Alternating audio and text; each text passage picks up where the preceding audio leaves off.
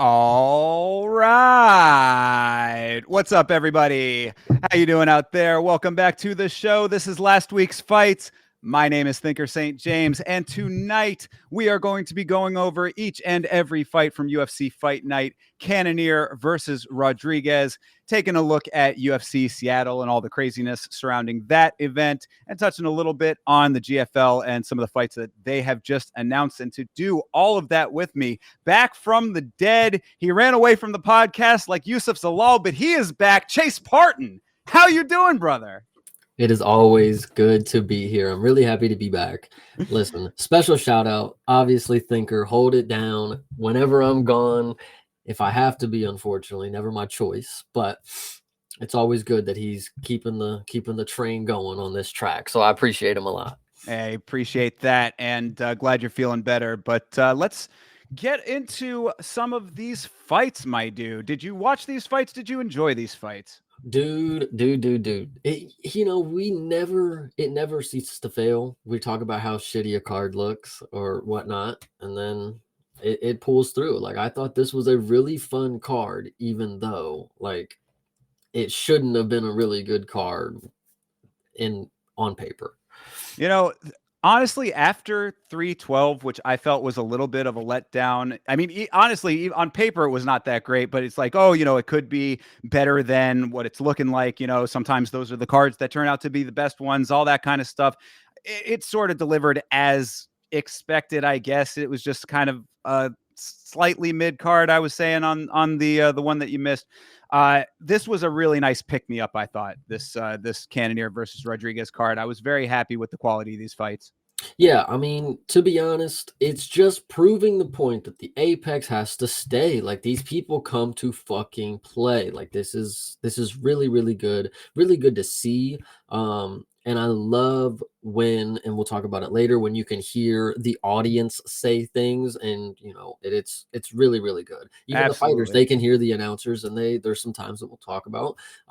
And it's really fun. I think that adds a different element to the game. Absolutely. I've always equated it to battle rap. I have a background in battle rap, and it's like there are sometimes you're in a very large venue and those have their own vibe. And then you have smaller venues or even like, the battling outside on the street corner kind of thing, which is its own type of atmosphere. So I think there's a lot of parallels there. So yeah, I agree completely. So this was a good one. Let's get into it.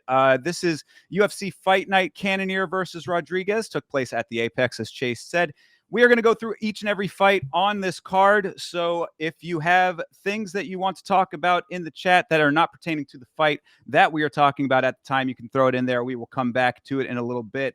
And shout out to everybody who is already here. Got a packed house already. Anakin, Larry, John Dong, Toby, all the people. That's still in it. North. Let's go. Shout North, out my North. man. Let's go, everybody. Much appreciated for everybody checking in with us. So let's get into these fights already. How about it?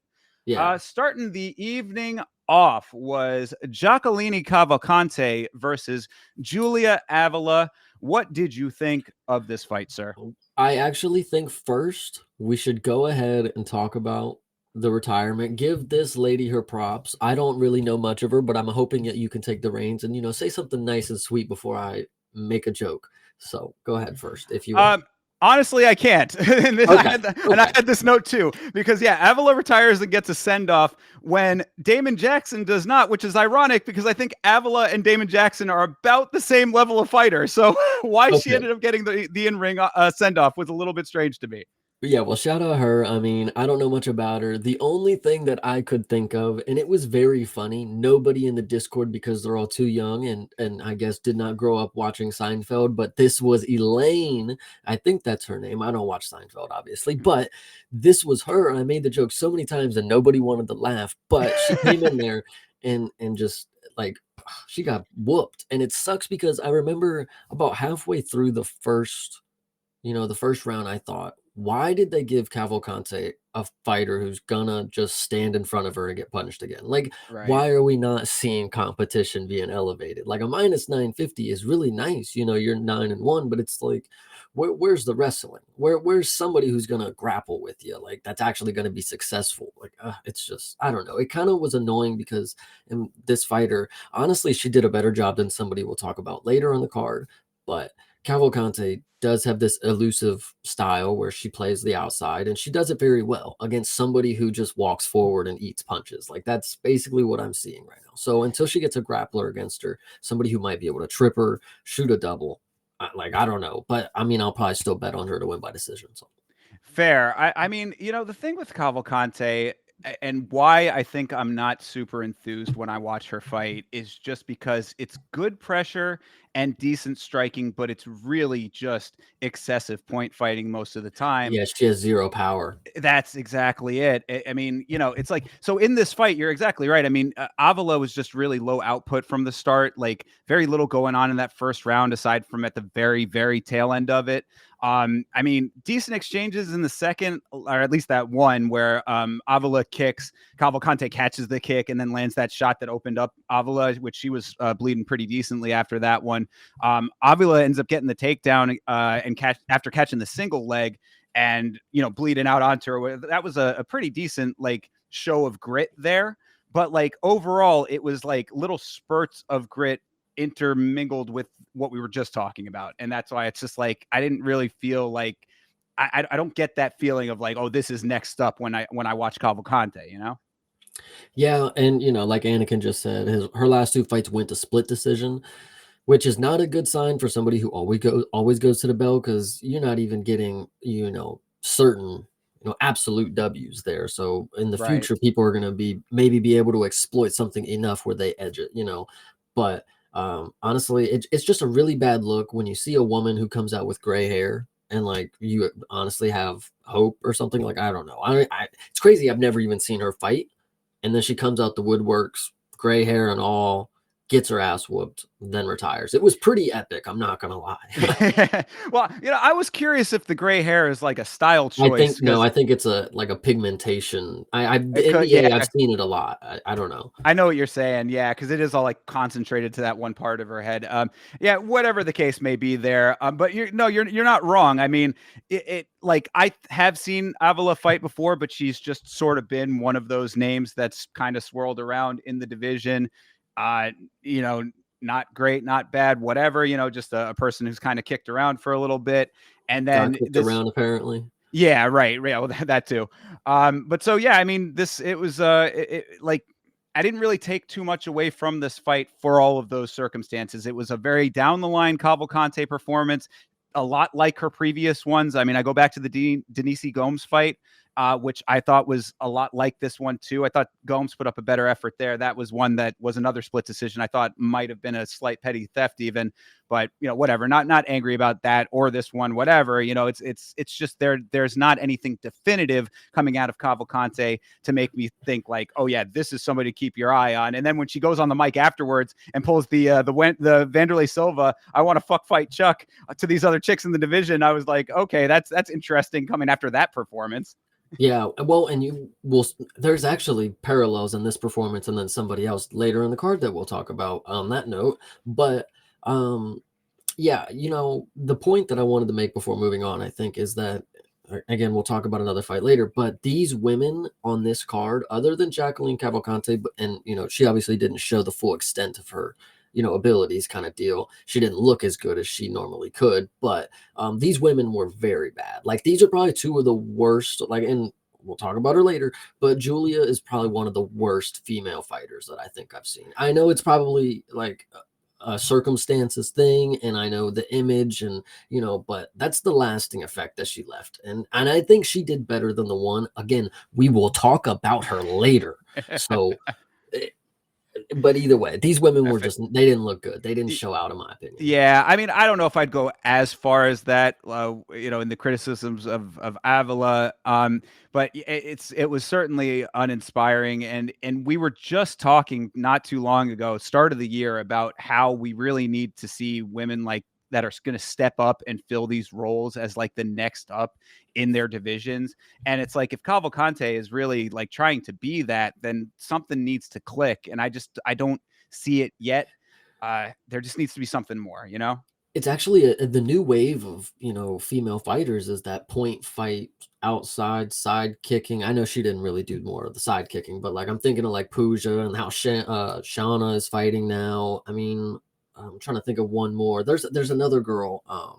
Either way, but I don't know. It's just a very interesting style, but it's winning for the women because generally they're not going to get finished on the feet. So it's not a bad style. She did, like I said, she didn't make it look as bad as somebody else did. So there's at Well, and least a that was the positive. other note I wanted to make too, is that like we've seen a lot lately, it feels like, and this is not just in the women's, but like women maybe a little bit more proportionally, these fighters that go in and just seem to want to stand there.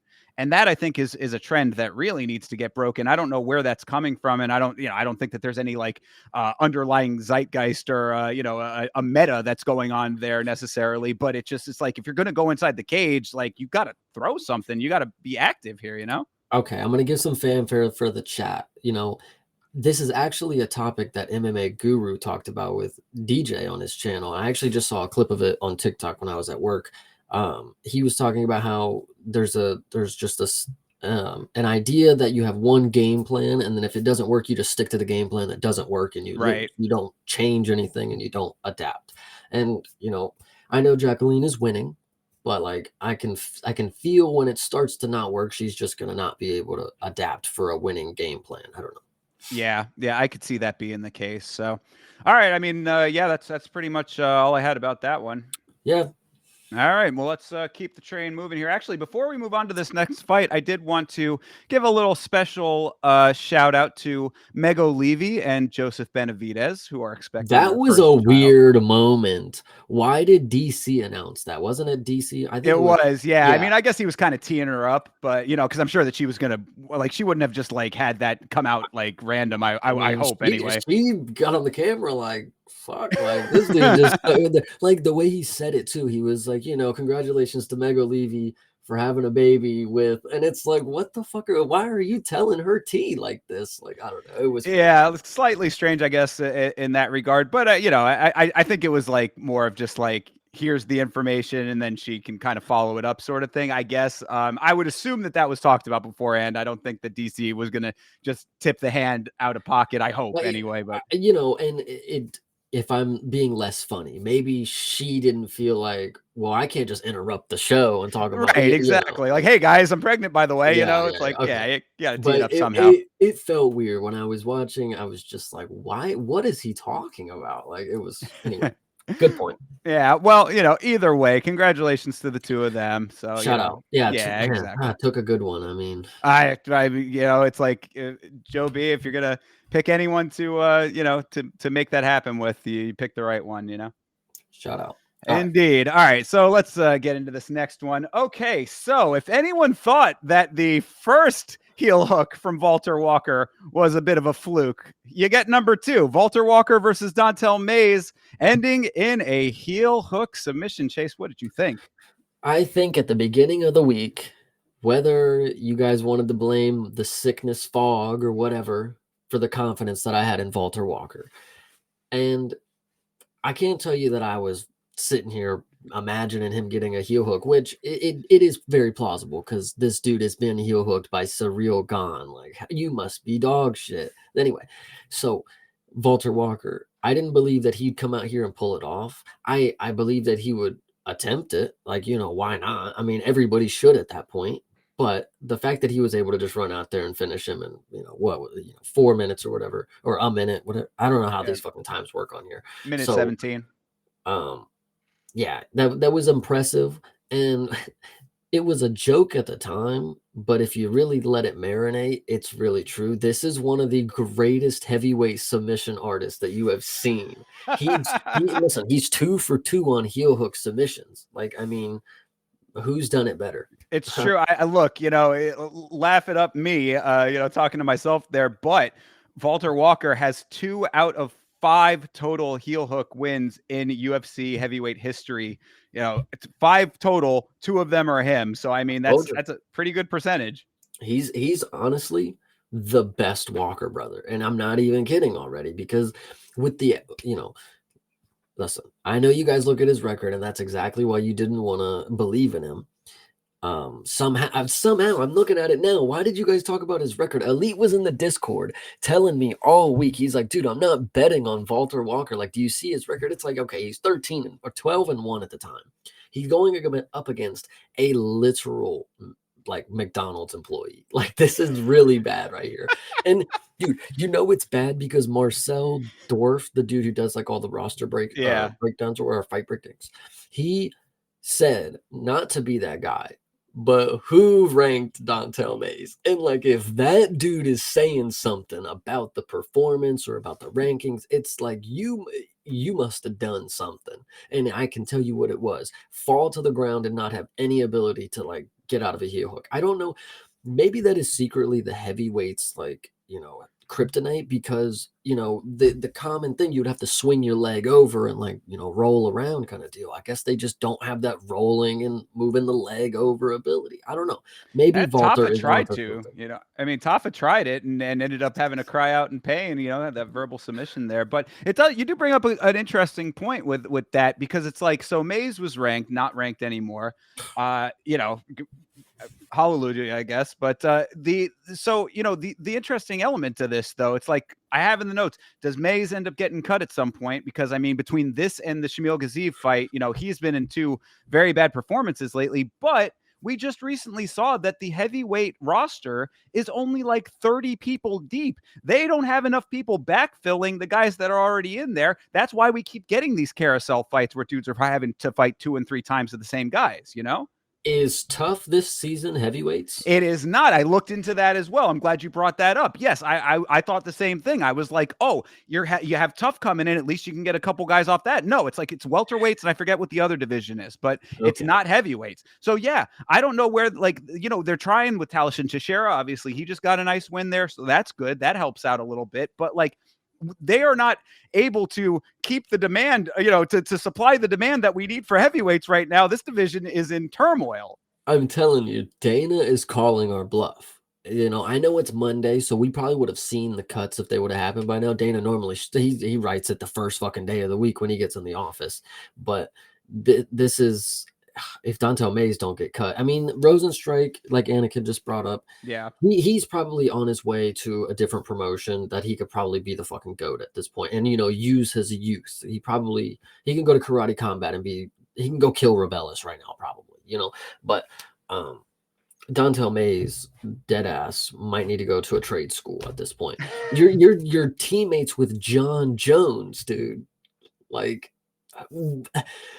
maybe I know teammates don't mean much. It's like you probably see him in the fucking gym at this point. Maybe he's probably never even in the gym. Anyway, it's just ridiculous. How do you have a kryptonite like that? Like Surreal Gone is one of a million fucking chances to get a submission attempt in a fight. Think about that. The fact that he pulls it off. Walter Walker shoots a fucking double, tackles him basically. I'm surprised we don't see more of the fucking football tackles type of shit. Like it's pretty useful. And then he just grabs his ankle. And I could be wrong. I never have my ankle pulled on or tweaked like this, but from what it looks, and it looks like with a lot of the other fighters, is like this is a move where it's like you only tap because like you're scared it's gonna happen. Like I don't know. I've seen a lot of people get out of heel hooks lately, but Dontel Mays is a big dude. I'm telling you, the leg swing over thing is I think the problem. Yeah, that might be a slightly off base take on that one, but either way, the fact that it worked is, I mean, you are right about the fact that people generally are able to get out of them, so yeah. So, I mean, either way though, I mean, I think, and here's your spiciest take of the day. John Jones defends, doesn't defend, whatever John Jones does after Jones does not have that belt anymore. Heavyweight might be in jeopardy. We might not have a heavyweight division at all anymore. Spicy, I know. But if it happens, it would be, a plus 10 million a payoff. But I'm putting it out there just in case. Wouldn't that be interesting? And I'll give some light. I'll entertain you for a second. It's like maybe they will just fucking tell these fat slobs to cut their weight. Like I watched the fight and I'm like, why do you have a belly? Like what did you have a camp? Like I don't know how it goes, but it's like if you even attempted to cut, it's like you would look good. It's like you're not attempting to cut because like you don't have to really make weight. Like you can just float around that weight. And Right. it's ridiculous that you're going through camp and like you're not getting shredded. Like how are you not like in the game? Like, Derek Lewis came out with a six pack at one point. It might have been painted on, but he tried. Like, so I don't know. Yeah, I mean, I don't think it's actually going to happen, but it would be. I That'd mean, be like fun. we're really the only reason I say that is just to say that like even the fact that that could ever be a plausible thought in anyone's mind tells you all you need to know about the state of heavyweight currently. You know what I mean? Yeah, I So, get you. So yeah. I mean, hopefully Tuesday morning we'll see Dontel May's name pop up on the roster watch. But until then, we may get another stinky performance from him. And like I said, I mean, there's only 30 or so anyway. So if he sticks around, it also would not be super surprising. But then again, as Chat was saying, we saw Rosenstruik get cut, and the other dude from that same card that was also a heavyweight. So To be uh, fair, though, what's 29? What's 30? I mean, there's no difference right there at that point. But yeah, I don't know. It's an interesting time, to be honest. I like it though. It's kind of Wild West in the UFC. Fuck it, get it people in and out if they're not going to compete. for sure, and really continue to supply the demand. I hope that this season of the Contender Series has a whole hell of a lot of heavyweights on it because we damn well need it. Yeah, that was actually that was the next point after the tough thing. Is hopefully, but we need to talk about this one. I like Yeah, I say let's keep rolling here. We got Vince Morales versus Elijah Smith. This was a really entertaining fight here. I enjoyed this one. this right here. You know, you can't always know what a person is going to fight like, and when you have never seen them, right? And you look at the records, and obviously you can go fucking rewatch, but I'm a G, I don't do that anyway. So when it comes to Vince Morales, I did not know how big of a fan that this dude was going to make me. And it's because you can put on a performance that makes you want to fucking watch. This dude at no point, and absolutely up until the bell, the last 2 seconds, whatever you want to say, he had me worried that he could finish the fight. That's how good this dude is. I know I said it in the Discord, and I want to actually this dude is probably one of the more elite grapplers that I think I've seen. When it comes to submission attempts, I know it's an attempt, but these were pretty damn good attempts. Like dude was gurgling for a couple of them. So that being said, Vince Morales, you are a fucking dog. And actually, to the point earlier about the commentary crew, how you can, hear the fighters can hear him. They talked about his red hair and he pointed at him right when they said it. I don't know if you caught that. It was a really funny moment. Vince Morales is just a G. Elijah Smith, let me go on this rant too. You were the guy that I knew could get it done. Your dad's the coach. He was in the UFC. He knows what to do. He knows what not to do. And you put on an impressive performance. You also had this style of counter punching majority of the time and backing up and, waiting to find your moment. Maybe that's more Vince Morales pressure. I think that was great. But Elijah Smith, one of the better prospects that we have right now because one, his striking is very, very fucking good. Not only powerful, but fast. I mean, in the first round, he sat Vince, he didn't sit him down, but he put him back in the chair a little bit with a good uppercut. And then, also cut him open in the third round, which was impressive. He does mix in the elbows and the knees. Very, very agile. And he has great submission defense. It looks like he can survive Oh any yeah. sub. I don't know, and it was pretty crazy. That last one, not gonna lie, if the bell wouldn't have been right there, he probably would have got stopped. That was a pretty lethal choke from behind. Like, dude, Vince Morales thought he was shaft caught, dude. Like he was about to rip his head off.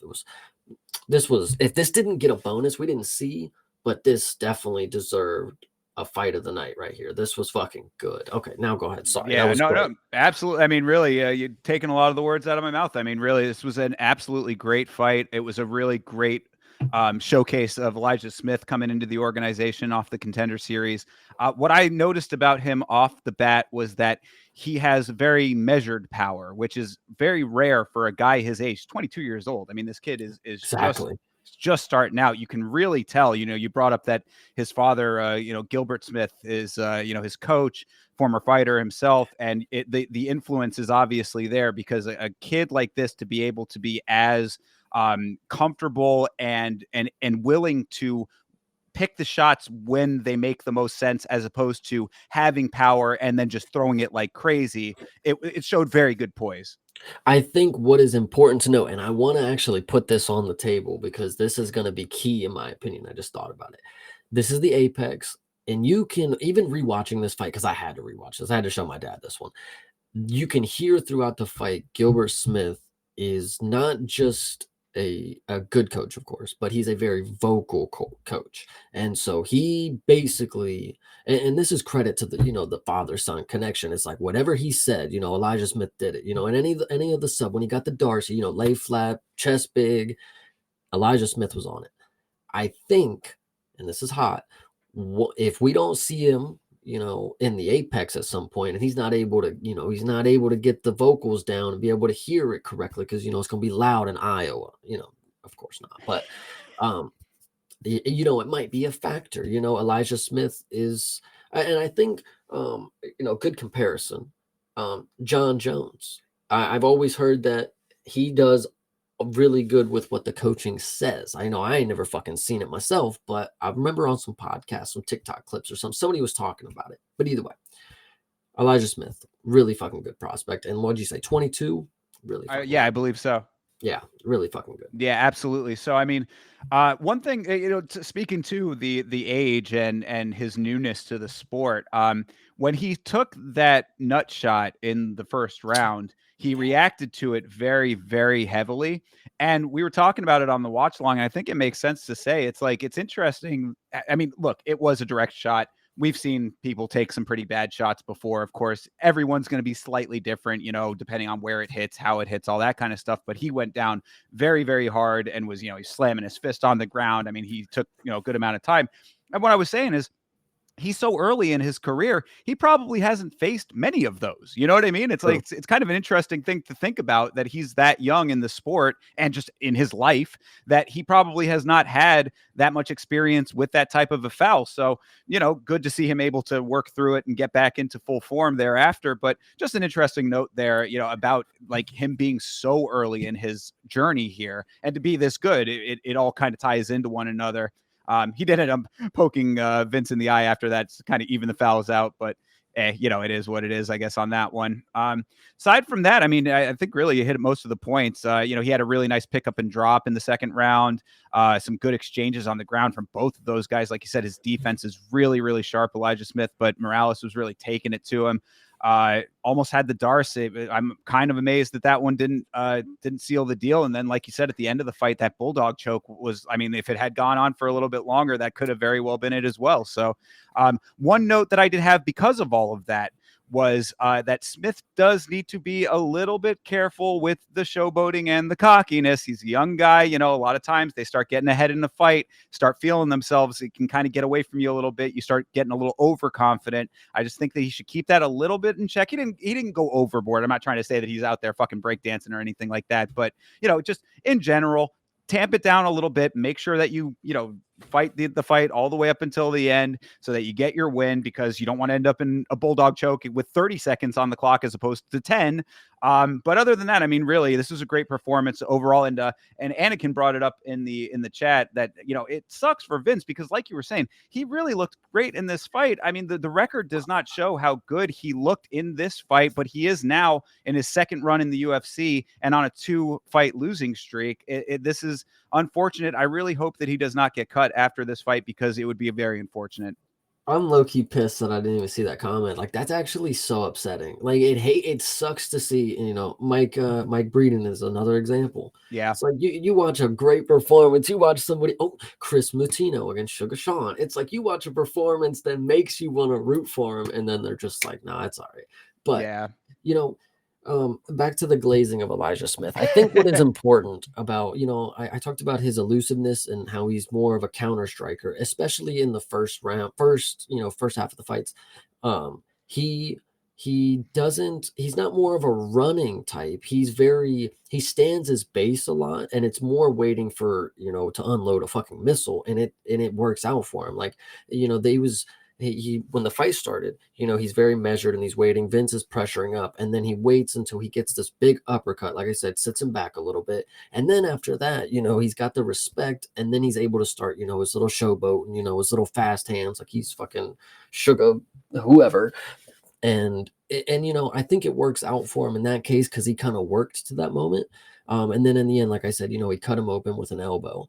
But what I will say, and again, Vince Morales is just that fucking dude when it comes to subs, apparently. But Elijah Smith is I don't know if you want to call it a gamble, but like he leaves his neck just out there for everything, I guess. Like, how do you listen, 3 sub attempts and they were all on your neck, dude? It's like, I don't know. I know he got out of them, but yeah, still learning, still getting his true. footing and all that. And that's why, like I was saying about the showboating stuff, it's really not like over the top. I mean, because there are some guys who in that same position, like you said, especially right after the uppercut, which was very nice, and I'm pretty sure it broke Morales' nose. I mean, it was. I think it was I think the nose did break, but then he like cut him at I don't know where the cut was, but I think it might have been the nose too. But yeah, he definitely broke something. Either way, good amount of leakage because of it. But so I mean, like, yeah, obviously after a shot like that, you're going to be feeling yourself. So it's just keeping a little bit measured and making sure that you're navigating the fight accordingly. Because like I had said, you end up in a bulldog choke thereafter.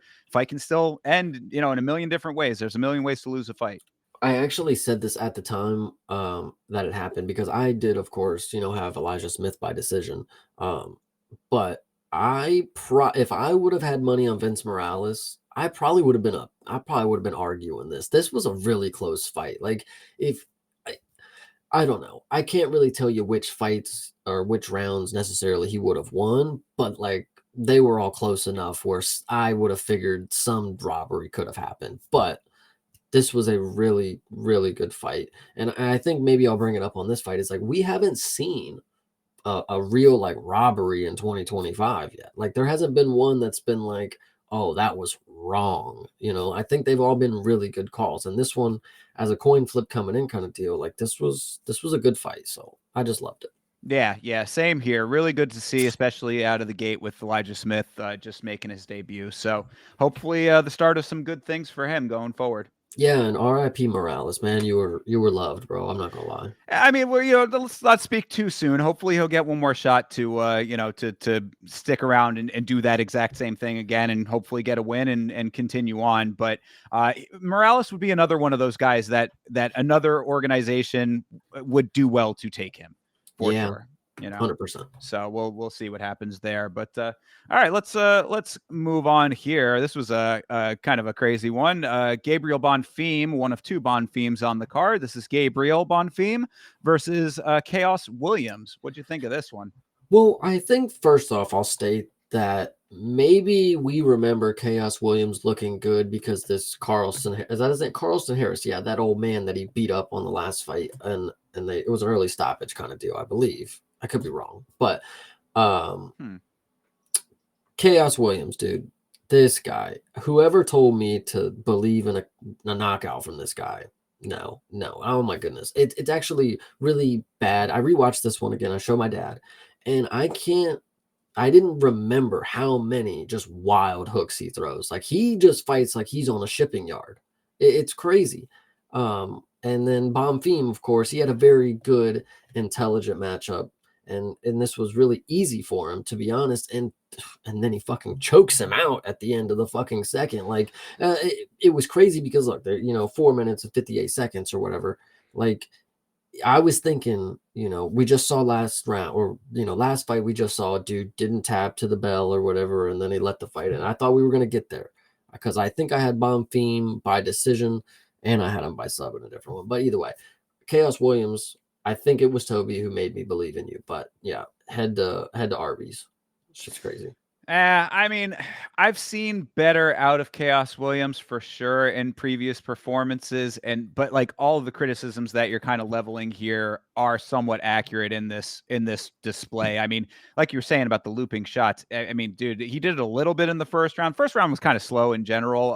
Not much going on. I mean, there was some good movement and a few taps from Bonfim, but the one takedown, whatever.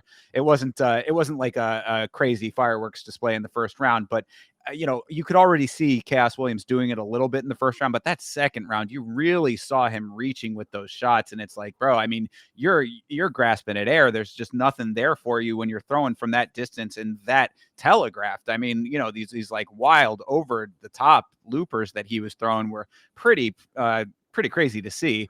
And then that second takedown was the one from Bonfim that seals the deal. I mean, murders William with the Darce on the ground. I mean, it was. I'm not trying to say that the ref was wrong in the stoppage, because it was kind of hard to see. Like from the position that he was at, like just how out he was. But good Lord, was he out? Eyes rolled back, mouth agape. Gasping, just Yeah. Oh yeah. I It think you was. can. When I rewatched it, I'm pretty sure you can hear him like start. Yeah. Like, Oh yeah. It was scary finish. Not gonna lie there. So, yeah. Like this is definitely going to be one of those ones that colors your opinion about a fighter. And Chaos Williams has a deeper hole now to dig himself out of after something like that. The Bonfims, we know both of them are good. This other, we'll talk about his brother in a little bit here, whatever. But they're a fighting family. They were talking about that on the commentary, how it's the two of them and their other brother who they all train together with. They're constantly working.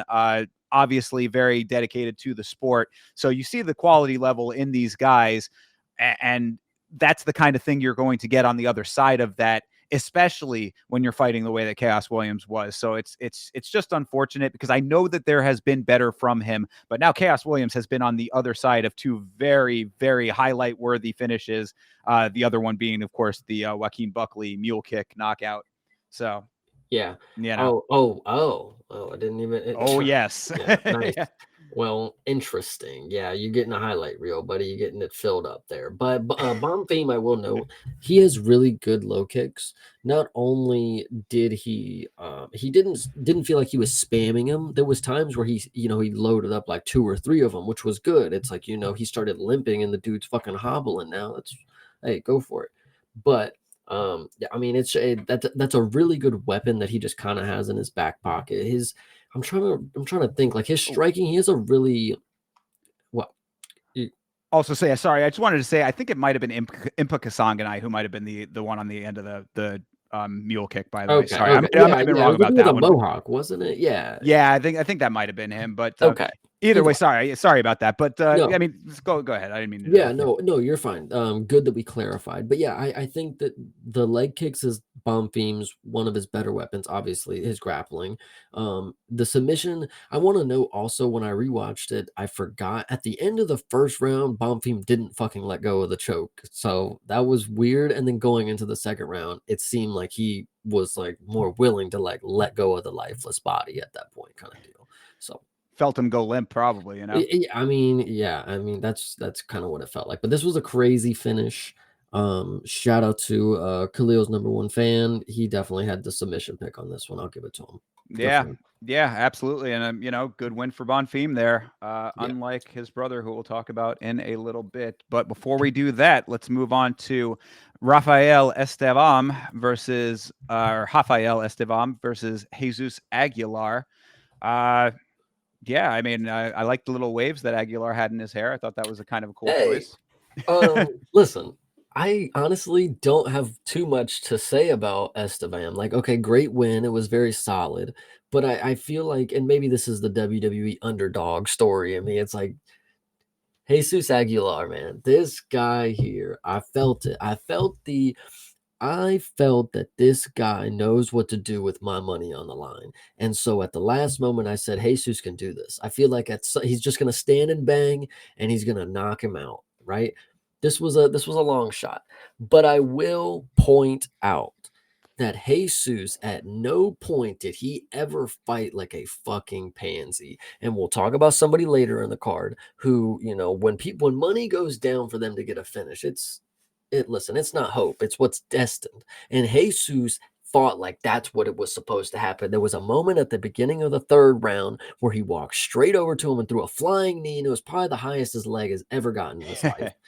And it was beautiful. He fought up until the bell like he wanted to finish this dude. And that's why this guy is a fucking animal. Because Esteban is a dude who obviously with the the odds coming in, everybody knew who's gonna win. But Jesus fights not Jesus. So yeah, Yeah, Jesus. Jesus fights like it doesn't fucking matter. Like anybody in his path is he's ready to finish. His last fight, he choked dude unconscious the first round and then helped him with his wiggle his legs after it. It was so emasculating. And then he came in here like a G and you just don't lose stock when you're a guy like this. I forget what the commentary crew say that Jesus, he loves his name because and he loves this fight because God picks his toughest battles, for his toughest soldier, something like that. I don't fucking know. Jesus is a G. Jesus Aguilar, you're the reason I got the Mexican flag. Maybe. I don't know. That probably doesn't stand. But I did wear it one time and you were fighting. So I shout out you. Yeah, I mean, I think that the basically what you were saying earlier, like going back to the guru and DJ conversation about guys who stick to the plan and then can't shake from the plan, kind of applies to him a little bit in this fight, at least. I think that's the biggest problem because I agree. I mean, like he was Chat certainly talking trying. about it right now. I like yeah, he was going for it. I mean, he was definitely trying. He had the guillotine in the first round, even though it was a non-starter. Esteban pretty dominant otherwise in that first round, but you could see him trying. I mean, like I think it was one of those deals where it was like commentary was saying it, and I do kind of agree that like he has wrestling instincts that he just could not overcome because in that third round, he was letting his hands go, which was great, but then kept following with the level changes that were also complete non-starters. Like, bro, just fucking swing. I mean, like you were having some good results with that. You actually had Estevam hurt. He was kind of, he wasn't like wobbling, but he was doing, he was like fading away a little bit, trying to get away from the shots. I don't understand how like the lack of awareness there, and then for him to go for the backpack at the very end, and his commitment to it being sloppy and him getting shrugged off. That was really the only shot that he was going to have to really change the momentum. I feel like a better version of Aguilar could have won this fight. I can agree with that, and I'll actually come back to the point about the all the guillotines that he shot, deadly pube. Estevam did the same thing. He actually was grappling too often to a point that he kept doing the same fucking thing and falling off. Aguilar had it, he had the code cracked. Obviously, he wasn't going to win because of control time, but I don't think it was a bad idea. I mean, listen, if he's going to take you down 11 times out of 19, it's like, fuck it. I guess I got to choke him out if he, like, I don't know. Like, I mean, if he's going to get 19 attempts off, I can't sprawl 19 times, I guess. So I can guillotine 5 or 6 of them. And listen, he got 2 on the board, and I think there was a lot more than that, but he's got a lot of guillotine wins. I mean, Dustin Poirier's got 0 and he does it. So Yeah, I hear what you're saying. I just think that there needs to be a better fight IQ. Like to be perfectly honest, and it's really not a knock on him, like in what he does as far as like his determination and stuff. Like what you were saying, he will march into the fire. Like I definitely give him credit for that. But you guys got to have a little bit more of an awareness of what you're getting back from your opponent, and that I think is the biggest note for him. Other note that I wanted to definitely touch on as far as Estevam was concerned, because I'm seeing the criticism of Estevam, wasn't as dominant a performance as people would have liked to have seen, that kind of stuff. I think that one thing that he did extremely well was when he corralled and neutralized the legs on the ground. That was something I believe that was in the second round. Where he's got like he's basically like sitting on top of the legs and in like that seated position where he had Aguilar up against the cage, so Aguilar was also seated. That is a very effective way of being able to have nice short range shots, right in your purview when you have the legs trapped like that. So I think that was, something that people credit Habib for really popularizing. And, you see it a lot more nowadays. He did it really well. So I will give him a lot of credit for that because it's not something that you used to see as much earlier in the sport, but now is more prevalent and he does it well. well, I actually think what I'll note too, Estevam, I don't know if this was an off night or if this is like one of his better performances kind of deal. Like if this is one of the better matchups that we've seen him have, or they've seen him have. And Jesus, in my opinion, was fighting for life or death. I mean, he might be pretty damn good, but 13 and 0. I mean, but compared to, a lot of different prospects that we see with a fucking zero next to their name. But True. Esteban is very fucking big for this weight class. Like, I mean, we got to remember this is fucking 25s. So the fact that he's one, able to make the cut, two, he's able to pull out, whether you like the performance or not, it was a consistent performance. Like he did what he needed to do to win. Didn't maybe look all that, hopeful that this is like the next guy, but like it was a very consistent performance. I guess that's what I'll say. Is he just pulled out an average win for the average undefeated prospect? I mean, shout out to him for being the first of the year, but like I mean, whatever. Yeah, no, I agree. I mean, it's going to be interesting to see him go up against the hires in the division, and we talk about it constantly. How flyweight is just a batch of killers waiting for you, and the cardio at flyweight is going to be something that because like I was saying, I mean, when he was getting touched, it looked like it was affecting him a little bit towards the end of the fight. So you got these guys. I mean, we're talking this is the division with Brendan Royval. I mean, like these are dudes who can take a fight to you for 5 rounds. You're getting tired at the end of the third after a couple of hands land on you, then you might have some problems with some of these guys higher up. So, yeah, good standard down the line win for Estevam in this one. Going forward, we'll have to see what happens. Yeah, actually, I'll actually make one more note. Is Yeah. although he did shoot 19 takedowns, he did maybe, in my recollection, it didn't feel like it. So I mean, that's something. It didn't feel like he was just like Marab style, just shoot after shoot after shoot, kind of deal, or any other wrestler that you want to talk about. But like, it felt like he naturally was getting good shot attempts, like at least in my memory. I didn't rewatch this one, unfortunately. Yeah, no, I mean, yeah, I would say that that's accurate. I mean, it was because it was a two-way fight. I mean, it really was. That's why I said that. Like, I feel like a better version of Aguilar could have won this one because he was doing a lot of the things that you would have wanted to see. It was just not always at the appropriate time and not appropriate for what he was getting back. And that's where the fight IQ stuff comes in. Yeah, true. I get you there. And Yeah. who knows? Esteban, he might pull off a better performance. And Jesus just might be a tough opponent. I was betting that, unfortunately Jesus would not get finished. That's what I was betting. I figured Esteban was going to win by decision. So Jesus, shout out you for making a really good performance. There you go. Yeah, absolutely it was. And I'm sure Aguilar has the potential to come back and get his win. So We'll see. I mean, we're talking about the chat here. We're just talking about honestly cut him. Like, that's just I ridiculous. mean, that's hyperbolic. He doesn't need to be cut after something like that.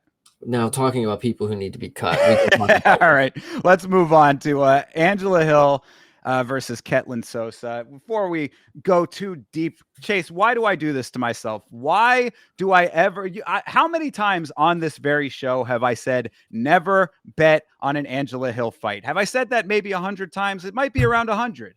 I you don't have. understand. Yeah, you definitely have, and you've tried to save the city folk from doing the same thing. And honestly, I was ready to prove the stereotype wrong on Saturday. I knew Angela Hill was going to get this one done. Although once I saw what's her face retire, I said, "Oof, maybe it's a retirement night. Maybe she's not going to go out here and get a dub." But I brought it over your head earlier, and now we're going to reel it back in. The worst fighter in the female department is this bitch, Caitlin Souza. Yo, Oh my God. Oh my God. I'm honestly appalled at what I saw. Like, now she did absolutely nothing. Like, I don't know about this, man. I think I might be feeling other ways on this one, my man. you can't be serious. I'm You no, serious. no, no, because like it's the fact that Split decision. Angela Overkill Hill, right? She,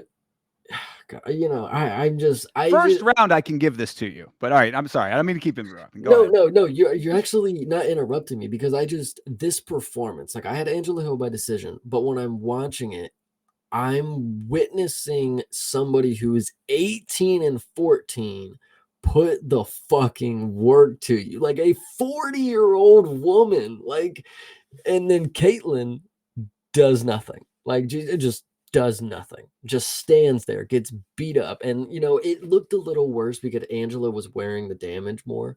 But that first round, she got ate up my knees for like 2 fucking minutes. Like, and you know, it was absolutely insane because I was like, oh shit, now we're not going to get a fucking decision from Angela Hill. She's going to actually finish her from the body TKO because she just kept ripping the knees to the fucking body. And then Caitlin kept trying to mimic her. You know, she would get the knees, she would get like four. Angela Hill would just like rip like four, and then she'd try to swing one up there and miss.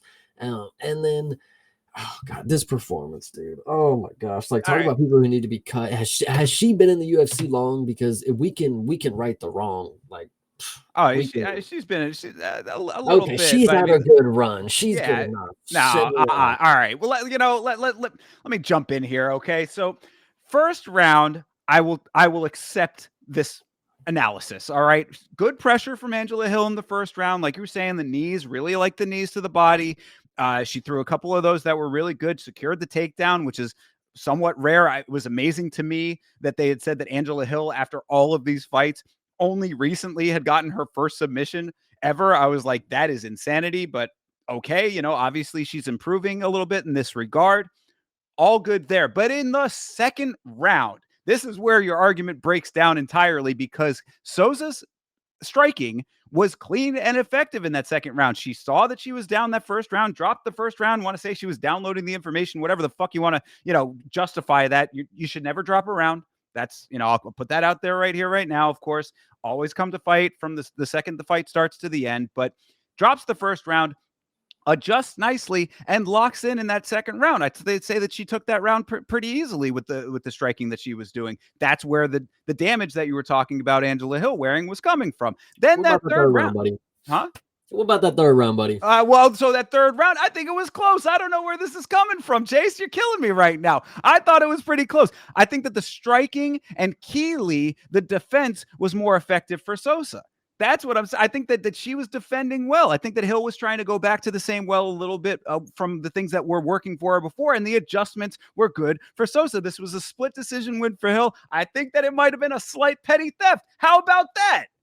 I think this is listen, she was fighting tooth and nail to a fucking 40-year-old with 14 losses. That Like yeah, all right. I will give you that. That is unescapable. if it's a slight petty theft, it's like how the fuck do you make it close? How are you so bad you make it close? Like Angela Hill lives another day, and I knew it was gonna happen.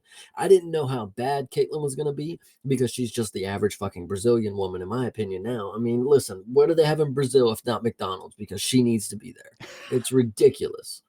Well, fair enough then. I mean, that's all I really had to say about it, to be perfectly honest. But I do think I think that you're going a little bit hard on Sosa here. I think that she did better than you're making it out to be in this one, even with all things being equal, with Angela Hill's age and her record and all of that stuff. Look, all of that experience, that becomes savvy veteran territory right there. Listen, I actually don't hate the idea that we're having like an Angela Hill resurgence because like she low key, I mean, she do be trying to fight. Like, I She cooks, mean, man. No, exactly. And this is why I hate myself for making a bet. That Ketlin Sosa was on the safe parlay. She was on the parlay that should have, bro. Every other pick on that parlay came through. I'm like, oh, this is an all favorites parlay. This is going to be short money, but at least I'll be making it. No, she was the one that denied. So I mean, like, this is really, I think that the egg is on me on this one. I'll take everyone else's sins upon me for actually placing the bet in the first place. I think what's key to note, and you want to talk about, not betting on Angela Hill, but I mean, in the third round, in my opinion, she did skate away. Like she came to play. Like maybe the first half of it was a little close, but then she got like a takedown, and like, I'm pretty sure it was like seal deal after that. Like so, I could be wrong, For but Hill? yeah. No, she ended up, she tried to go for the takedown, didn't get it. Okay, Pretty but sure. I think she got a trip or something, or she got a takedown at the end of the third, and then it stayed there for a little because I remember thinking like, okay, Angela Hill, it's one, it might be 1-1, it could be, kind of deal. Yeah, Um, maybe I'm misremembering, but I know that it didn't end there. I mean, it wasn't mm, one of those situations where it was like the takedown just, negates the entire round kind of thing. Because I wouldn't have thought it was that close if that was the case.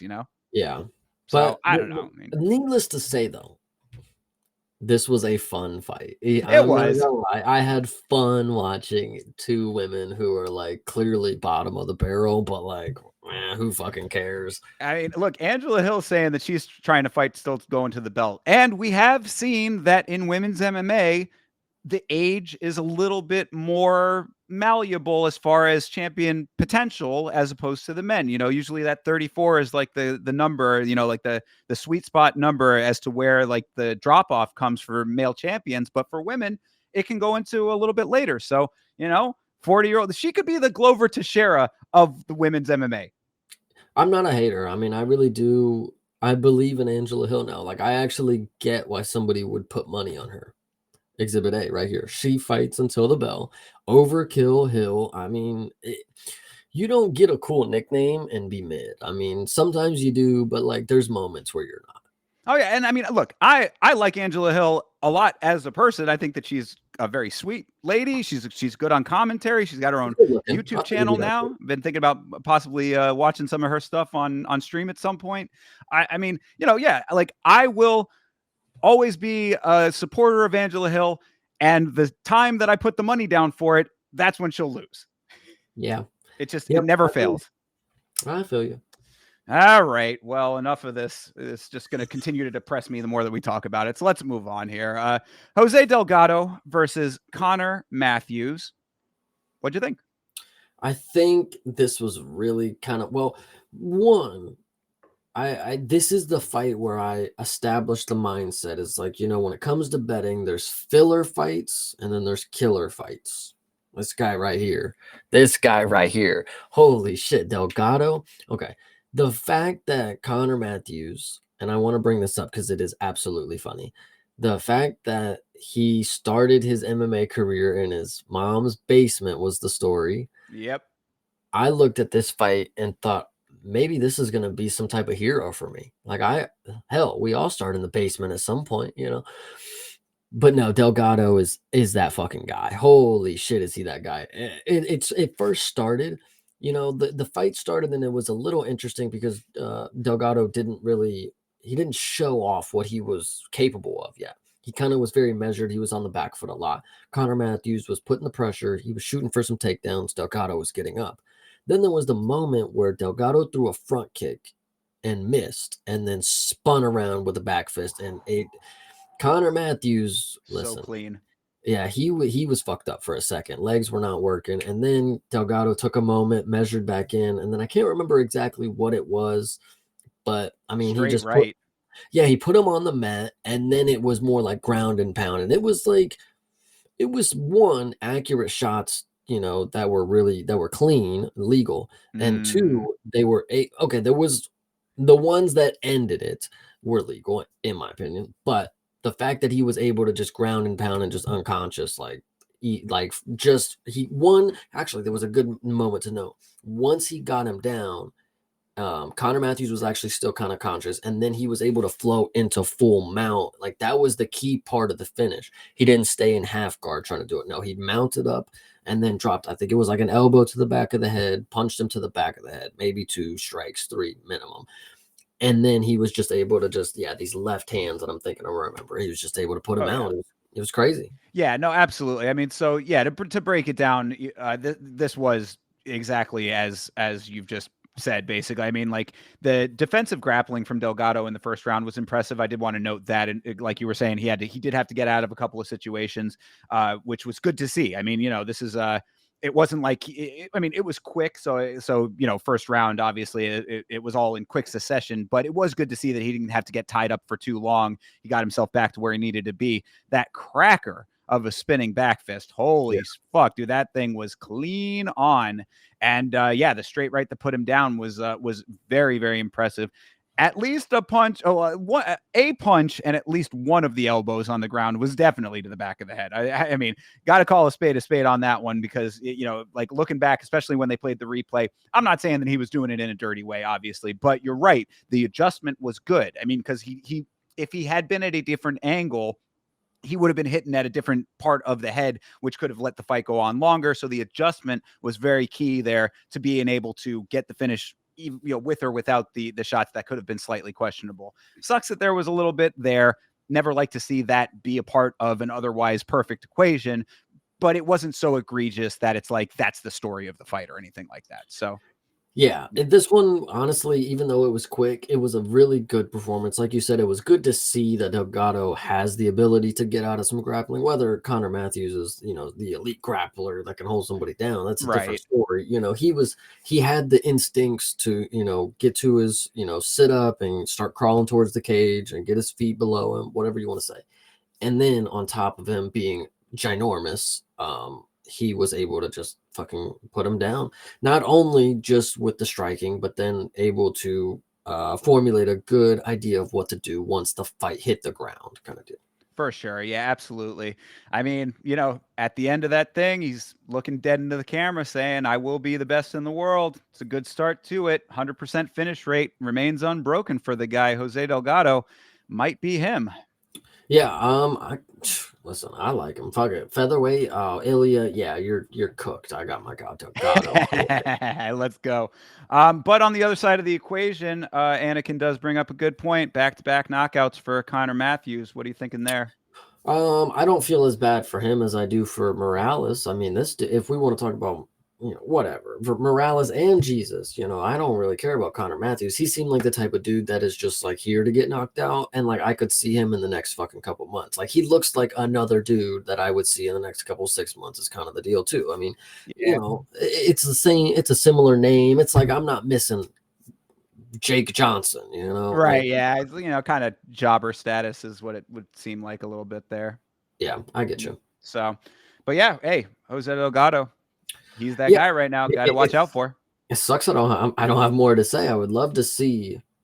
I want to see more. Hopefully, like when I see performances like this, it's like, okay, let's get contract negotiation for the next fucking fight. Let's go. Right. Like, Yeah. there's Like no reason quick for you to turnaround.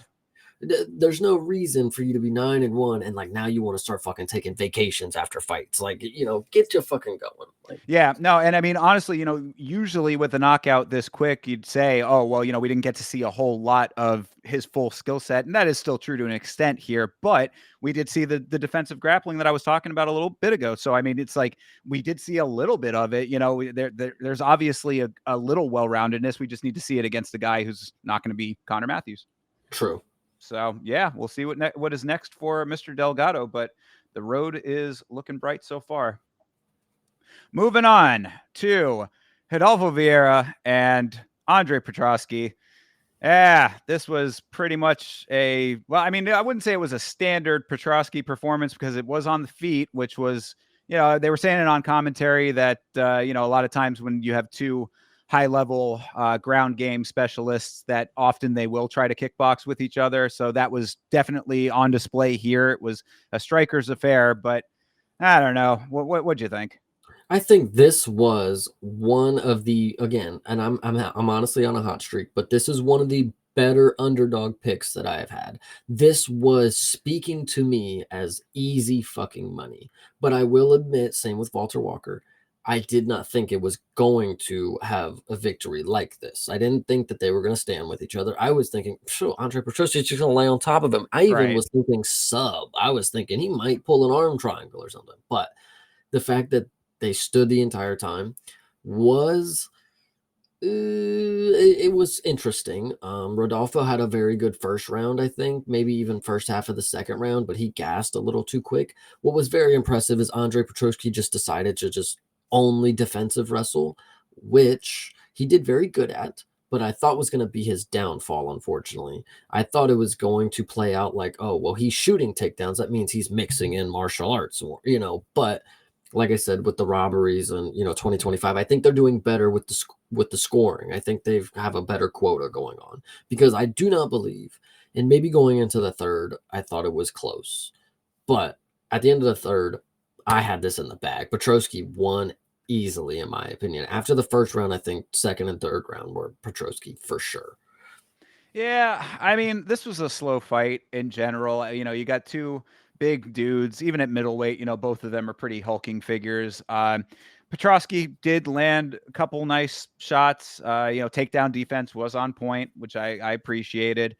Defensive wrestling, like you were saying, was there for him. I don't think that check hook in the first round dropped Vieira like they had said on the commentary. I think he was just kind of going for a level change that didn't end up working for him and just kind of looked awkward in the moment. But this was definitely one of those fights where you'd really have to like add up the significant strikes to decide the winner. To me, it was like, I guess Petrosky did enough. Like maybe Vieira took the second round. Yeah, whatever. It's like that's kind of how I felt about the majority of what I was seeing and the overall impression of the fight. Thought that Petrosky did a good job of eating up the lead leg, which did make Vieira's takedown attempts a lot tougher. Anakin brought up in the chat that Vieira missed 11 takedowns or missed 10 takedowns. Yeah. 1 for 11, which is not great on his part, especially being, commentary was talking up Vieira's BJJ like he was some kind of god, which I mean, he is very decorated for sure. His nickname is the black belt hunter, I believe, or the black belt killer or something along those lines.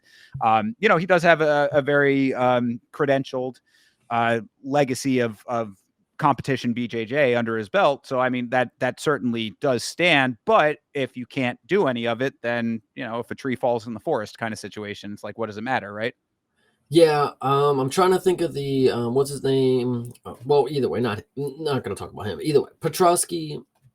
Again, this was a great underdog pick, plus 225. When you took him by decision, this was absolutely one of my crowning moments because Petrosky, people want to talk about that fluke fucking headbutt thing that happened to him. Who gives a fuck? He's a consistent wrestle fuck for the most part. This one, he was a decent kickboxer, and that wrestling looked damn good because he got up very, very fast every time. Like, there was one takedown, and if you count in the rest of the control time, I mean, like, he didn't get him down very much. Like, at least to the, get him down onto the mat where he was able to, hold him down at least. Yeah, it wasn't going for like actual full-on submission Yeah, attempts and all that kind yeah. of stuff. And I agree. And I also do agree that it was nice to see Petrosky let his hands go a little bit, because of exactly what you're saying and him being a lay and pray guy for the most part. It was nice to see that he actually can strike when the time is correct for it. And this was the time for it. So good for him.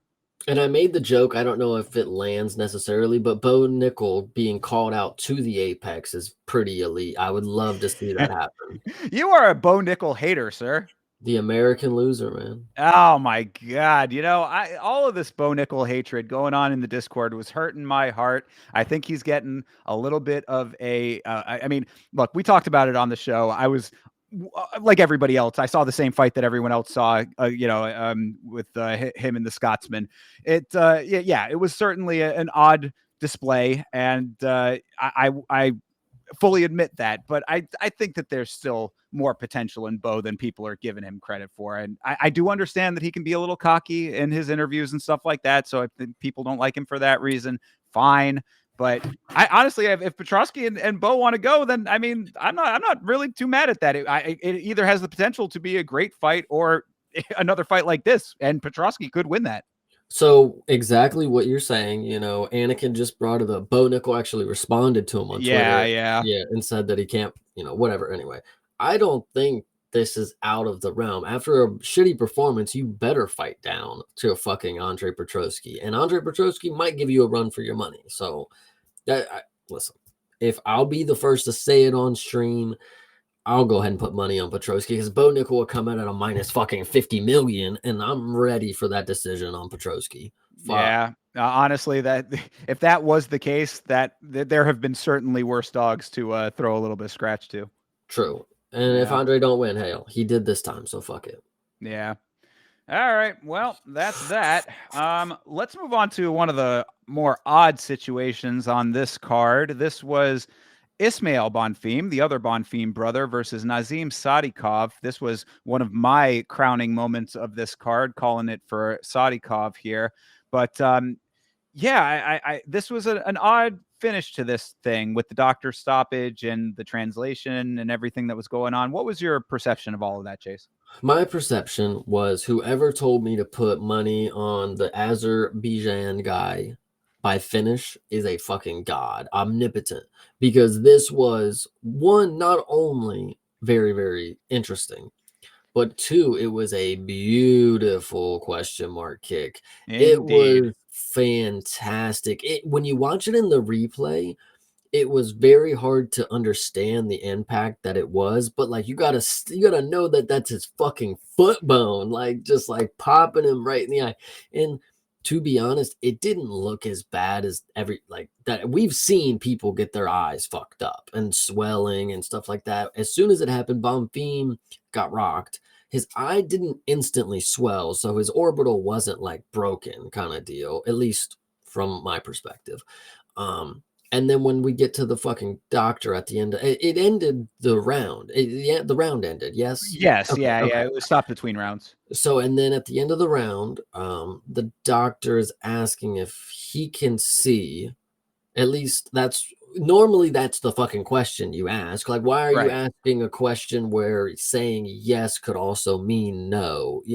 Like, so can you see, or are you able to see? Are you able to continue? He's shaking his head yes, but when I actually think this is a weird point to make. I think I was using the restroom and I thought to myself, maybe the Brazilian accent he was saying I can't. So like I don't know if we don't hear it correctly. If But he we did hear have the translator though. So I mean, like I think that takes it out of the equation on that one.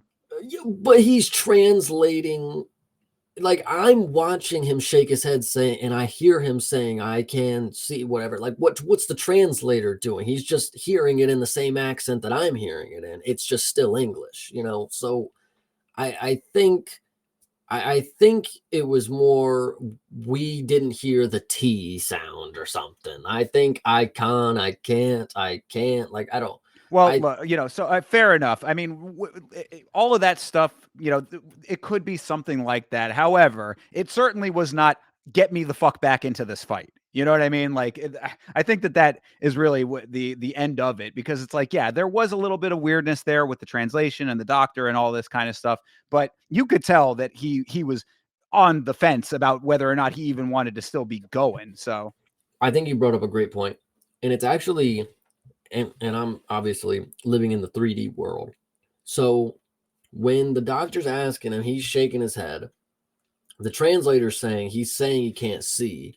And then after the fight, if you watch, he gets down on his hands and yeah, knees and yeah. it's like, so are you putting on a show for your opponent to make it look like you wanted to continue to make it look like you wanted to continue, but you're obviously whispering to the doctor like I'm not, don't let me go, please don't let me go. Right.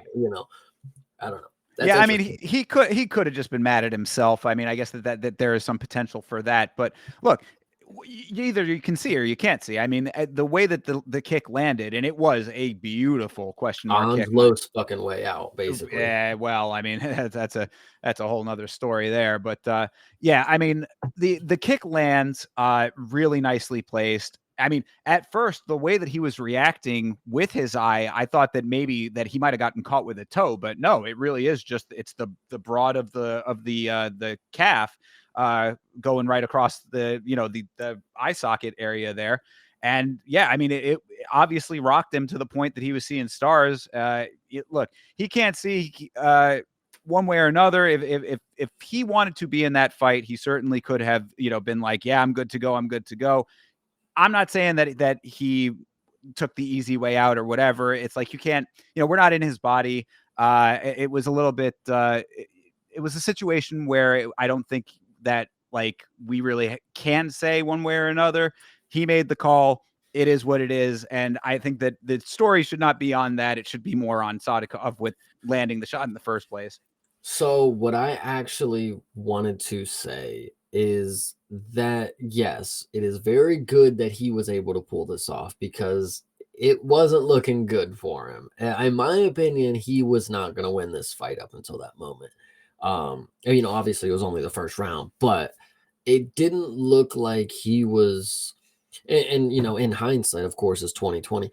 He was obviously programming a lot of data, of course, because in the first round he was doing a lot of this shit, and I was tired of it. I was tired of seeing it. I was just like, why aren't you doing anything that's gonna help? But I tell you how good of a kick it was. You can always tell when there's a really good moment because the cameraman is not even fucking ready for it. Like, so like when you're watching Sadikov and you like the cameraman comes back and you see Bonfim wobbling and you're like, whoa, what he hit him with? I thought he fucking hit him with just like I thought he side kicked him like in the face. Like I didn't think it was. I don't know what the fuck I thought he hit him with because that's how crazy the fucking move was. The camera was just not even prepared. So it was it was pretty crazy, man. I mean, Sadikov, dude. I was thinking about getting, after the show, I'm gonna get the flag. I will get the Azerbaijan flag. This is a good one. Yeah, absolutely. I mean, and also, we're talking about a lot about the question mark kick, of course, because that's what ended the fight. But there were a lot of really nice kicks throughout that round. Sadikov really does have a really nice kick game, and also good navigation of the round in general. Because even though it was a little bit of the downloading the information kind of thing, I mean, it wasn't like full force at all times from Bonfim. He did land a couple of decent, strong strikes. I mean, like he was throwing a little bit in there, enough to keep Sadikov moving, having to stay on the outside a little bit. And when you have to stay on the outside, you throw those kicks. And if you got nice kicks like he does, works out really well. So I actually want to make one more note before moving on. It's completely irrelevant, but I don't know if you noticed how tan Ishmael is compared to his brother. They look exactly alike in the face, but bro, this Bonfim brother, he must work outside and he must mow so much of his yard. Like, I don't know, dude. He's got the tanning oil on fucking deck. Like, it's crazy. he's the beach volleyball brother, I guess, He might need to have a new career there because he has a lot of losses now. Like, this is I don't know. I mean, okay. all right. Well, either way, but yeah, I mean, great win for Sadikov. And we've said it before, even on this show. There are the dominant brothers out of every pair of siblings. So perhaps he is the lesser Bonfim. True. I mean, Yeah. it's funny how he's up on the card too, isn't it? And he's the one that has more losses and is not as well. I mean, I guess they're both equally experienced, but either way, whatever. Yeah. Well, not the greatest way to go out. We'll see what happens to him next time. But good to see Nazim Sadikov back. He had been out for a little while. I think that his last fight was, I believe, the Borshow fight, which was like 2023. So been a Oh little, shit! yeah, he'd been gone for a little while. Comes back and gets a nice win. So I appreciate it. Nice. All This right. one. Yes. Moving on. Before we go to this fight proper, I wanted to say we have had on this card specifically, we've had two horrible nicknames. All right. One horrible nickname is Walter Walker's, who goes by the Clean Monster, which it's not the worst I've ever heard, but not great. Right. The other horrible nickname on this card is Dylan Butka, the Mindless Hulk. This is terrible. I do not like it. But however, it would appear to be accurate for both fighters. Well, I would actually like to point out, speaking of that, if you notice, he thought the nickname was so good that he got it tattooed on his I back. did see that. Yes, Yep. indeed. That is wild to me that you would do that. Have the word mindless big and bold on your back. This Dylan Budka guy is something else. But this It, is Edmund Shabazian versus Dylan Budka, by the way. and to continue on that, just to rip it more, it actually looks like he decided he did not want that anymore because it's an unfinished tattoo. It's just the outline of the word, like it, and it doesn't look as centered as it. Anyway, the fight itself coming in, I was very, very confident Edmund Shabazian, which is a crazy name for a dude that I could just see on the street, like right around the corner from me. But he is that dude. I mean, 7 strikes and you're able to put, I mean, listen, putting out Dylan Budka, let's actually move to the other side of the fucking coin. This dude here is coming in at 7-4. I'm pretty sure DC during the fight said that he got all new coaches and like changed his whole style or Yeah. whatever. Brother, you need to go back and get another new coach and change more stuff. I don't know if you can even change anything to be decent at this point because like you're 7-5, dude. Like, why are you even here at the first place?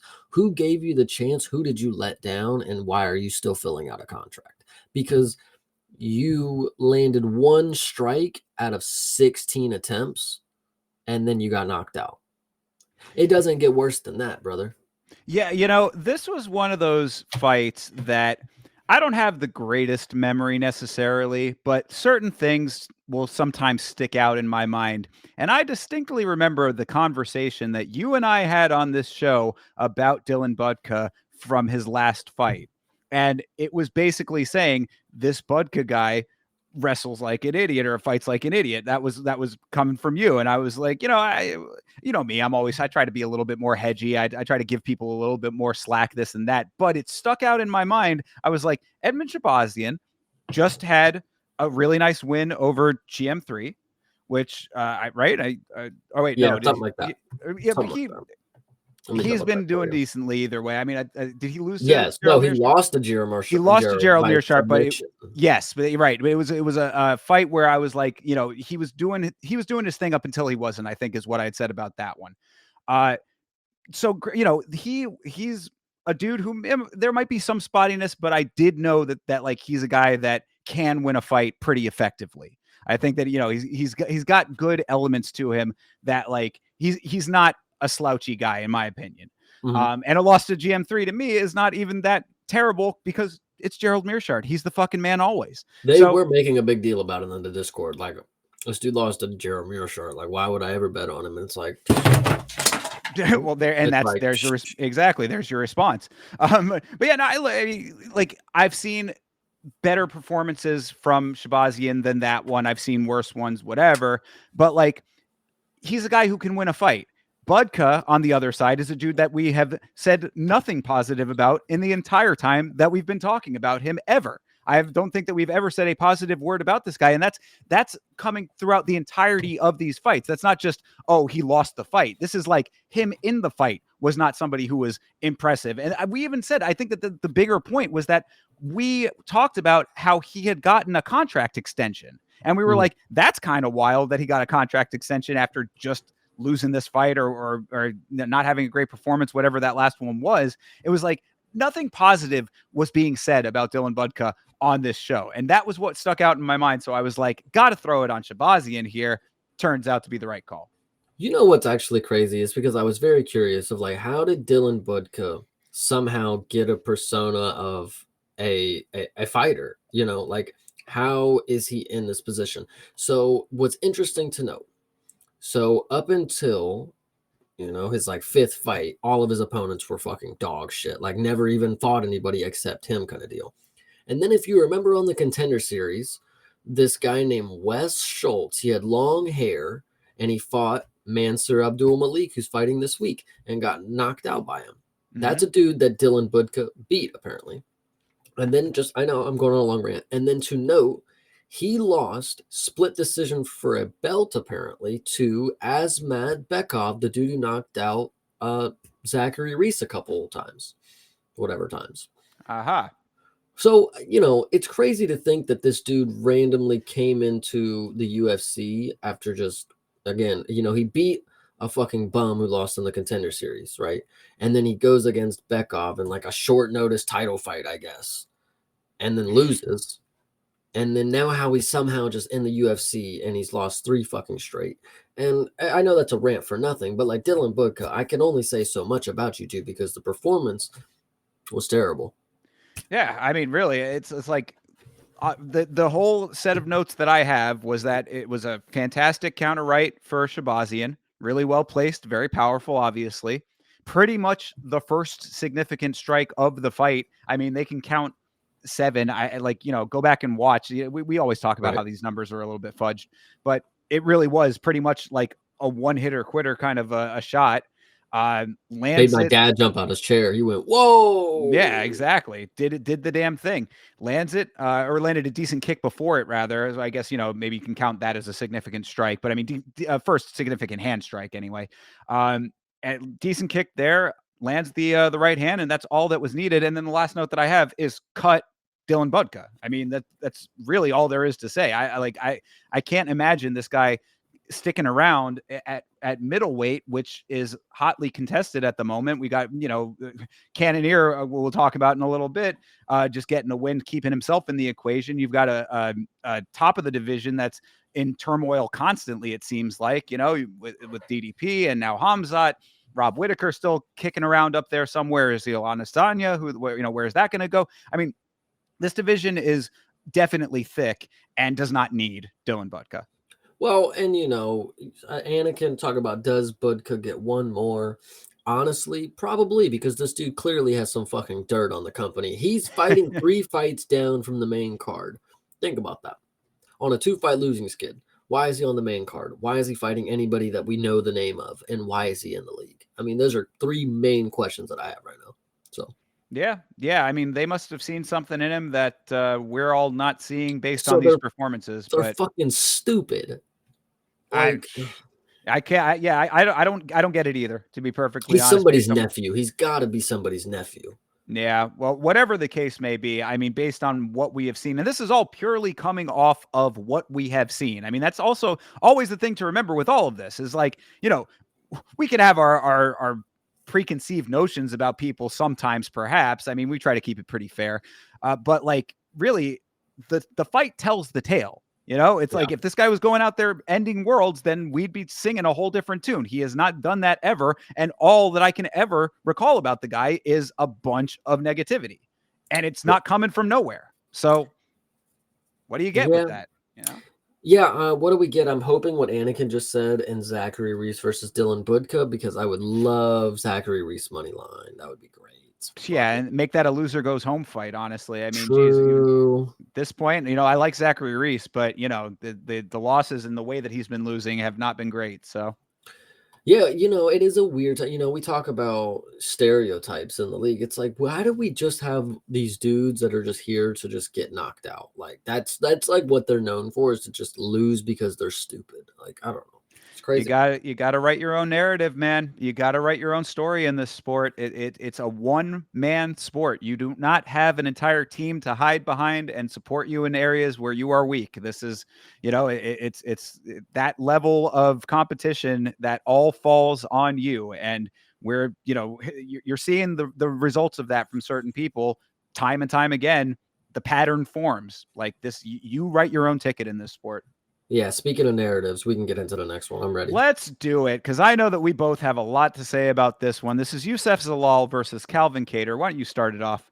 Well, I think the only thing that I can, hopefully get out is that Yusuf Zalal is one of these dudes that no matter what you think, it doesn't fucking matter, because he's going to fight any way that he wants, and it's never going to be the way that it's fucking consistent to fucking dominate. Like, people want to claim that this was domination. This was maybe one-sided at best, but this was at worst a 2 dudes where one evaded the entirety of the conflict. The first and second round, you wanted to talk about how no, you don't agree. In the third round, this, but no, absolutely not. It's ridiculous to think that a dude evaded the entire time, danced on the outside, went side to side, and he's some fierce grappler that we're supposed to be on watch out for, but he couldn't even take him down. Out of 8 attempts, he couldn't get one fucking shot down on Calvin Kattar's knees. And Calvin Kattar, we want to act like he's some fucking Olympic wrestler or something. Maybe he is, and I don't fucking know. But he's a fucking boxer. And the fact that he had to just sit there and walk forward for 15 minutes and reaching out with jabs and fucking straights that are never going to hit because your opponent is nowhere to be found. He didn't engage in any of the conflicts.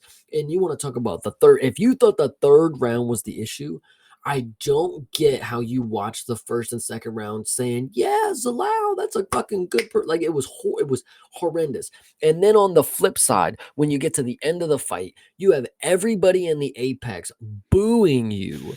You have your own family. You have the fucking everybody who's in your camp and corner. Those are the people watching the fucking fights. And the loudest people are overtaking them, booing you while you continue to write your promo. And you want to talk about how this was easy money and how Calvin Kattar and his crew were talking shit and that this was going to be an easy one. And I proved them wrong. And I did that.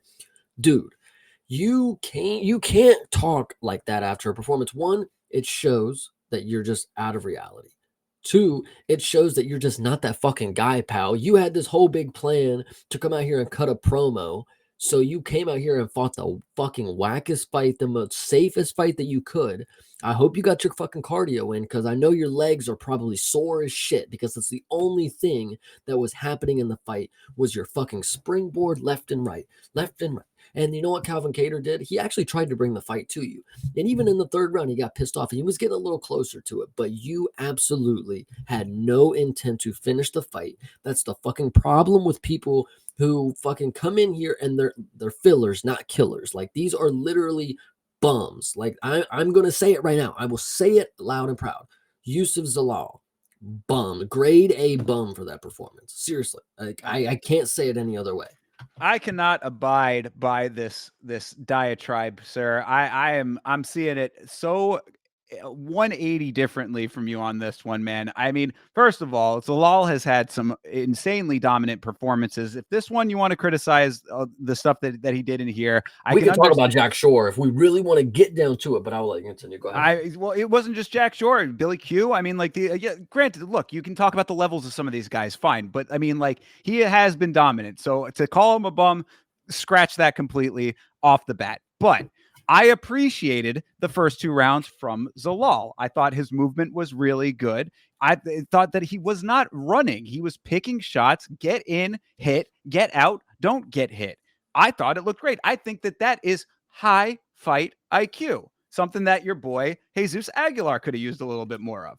But okay, we're having difference of opinion on that one. I thought that Calvin Kattar could not find the timing to deal with Zalal's speed in those 2 rounds. That was a bigger problem to me than the way that Zalal was fighting. Because if you're seeing him do that, the side to side that you're talking about, you gotta adjust. I mean, you got to get in there and figure it out. What I would have thought that Calvin Kattar could have done, I don't think that he wanted to do it because Zalal is good with his grappling and his wrestling, was that he could have tried to tie him up and get him in a close range, get him up against the cage, land some short shots. He could have pulled an Andreas Gustafsson, get him up in the clinch, land some heavy elbows. That might have been nice. There were a lot of adjustments that Kattar did not make in those first 2 rounds that I think were to his detriment, more so than getting on Zalal for being an evasive fighter. Because, I mean, look, at the end of the day, if he wants to win the fight, I know that it might not be fan friendly all the time for some people, but that's the Bilal Muhammad method. And where did it take him? Straight to the belt. So that's round 1 and 2. I let you go. Let me just go and then we'll talk it out. So round 3, the dynamic does shift. And this is where the criticism that I do have for Zalal comes in, because Kattar marches him down and starts to hunt with intention. That's where things start to get a little dicey. We see a legit running from Zalal in that 3rd round.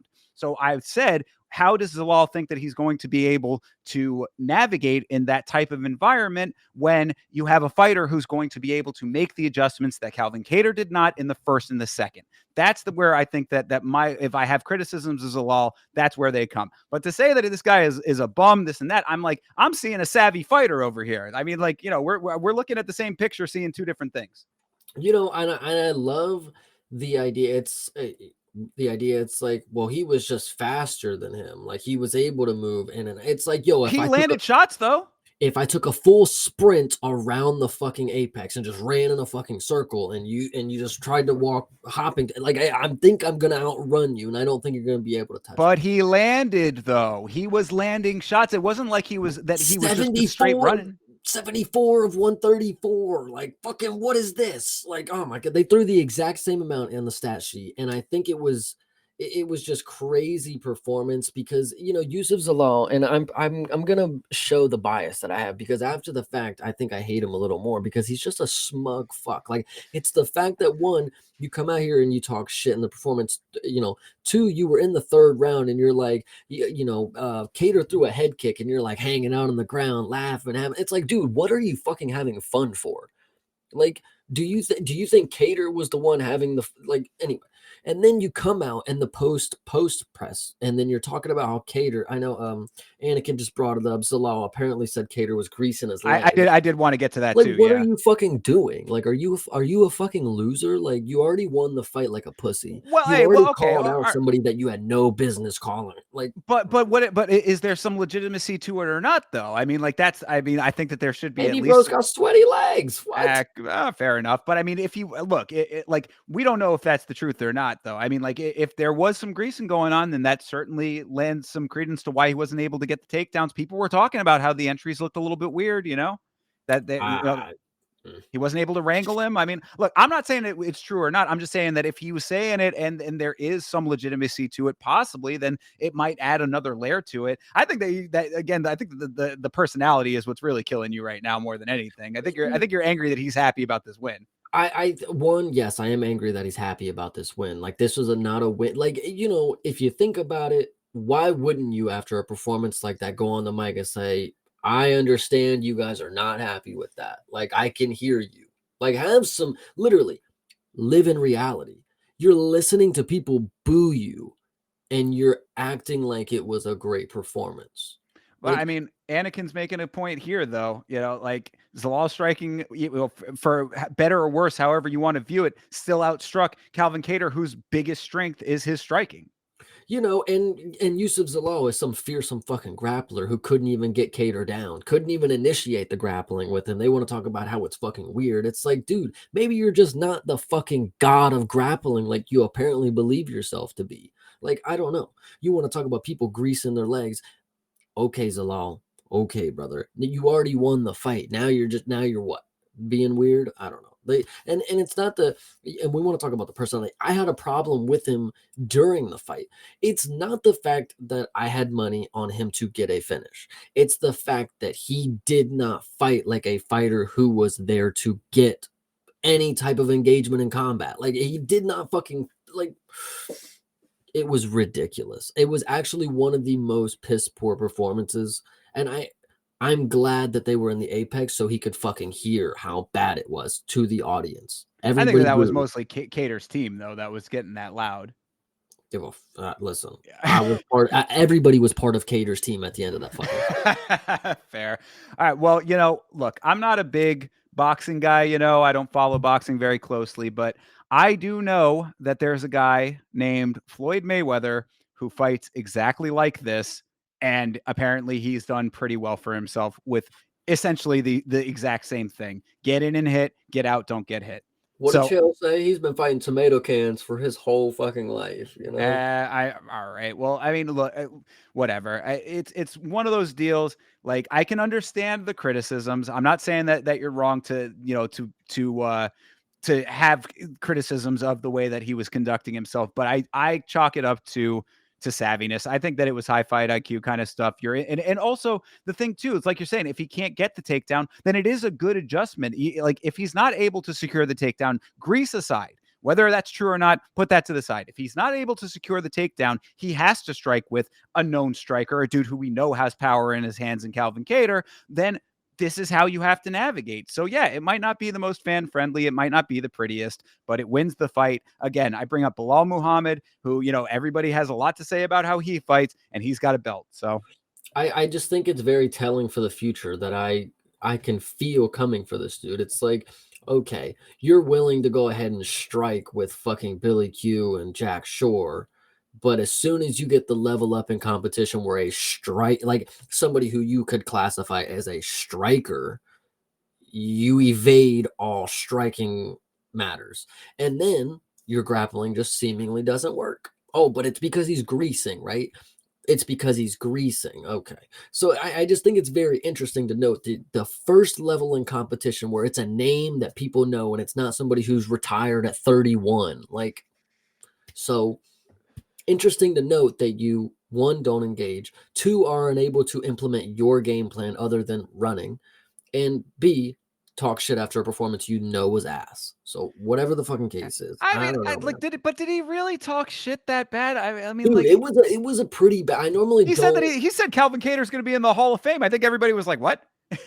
No. He's like, Calvin Oh, Kattar is a Hall of Famer to be sure. I'm like, I don't know about all well, that, it's but the fact that he got on there and the first thing he said is Calvin Kattar and his team said this was easy money for them, and I showed him blah blah blah blah blah. It's like, bro, scratch that. There was no rebuttal after that. Like you didn't show, you didn't put on, you didn't light a fire, you didn't, like that was just not a performance that you have a heel moment. That's a I'm sorry, very apologetic. Seriously, like I genuinely, this is the co-main event for a great, and then this is right where it stagnates, and then it goes back up. Like it sucks.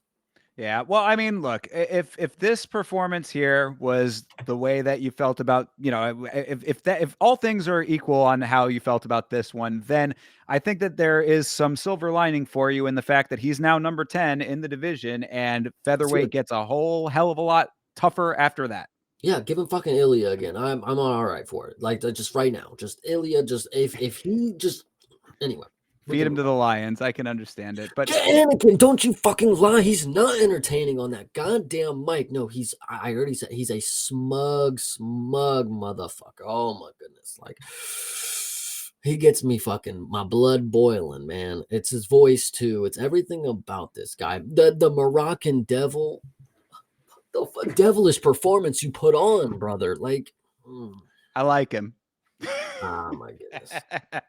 All right. Well, look, we'll see. I mean, well, okay. I mean, before we move on, what do you think is next for Calvin Kattar then? Because this is now a loss here and a loss to Aljo. I mean, things not looking great for the guy. Listen to your favorite fighter. The fucking Hall of Fame is next for this dude. Like, fucking Jesus Glory. Yeah, Christ. Like, exactly. golly. Destined for glory. Yeah, I can understand it. I I don't must know. not know. I must not know enough about Calvin Kattar's career. If this dude is destined, listen.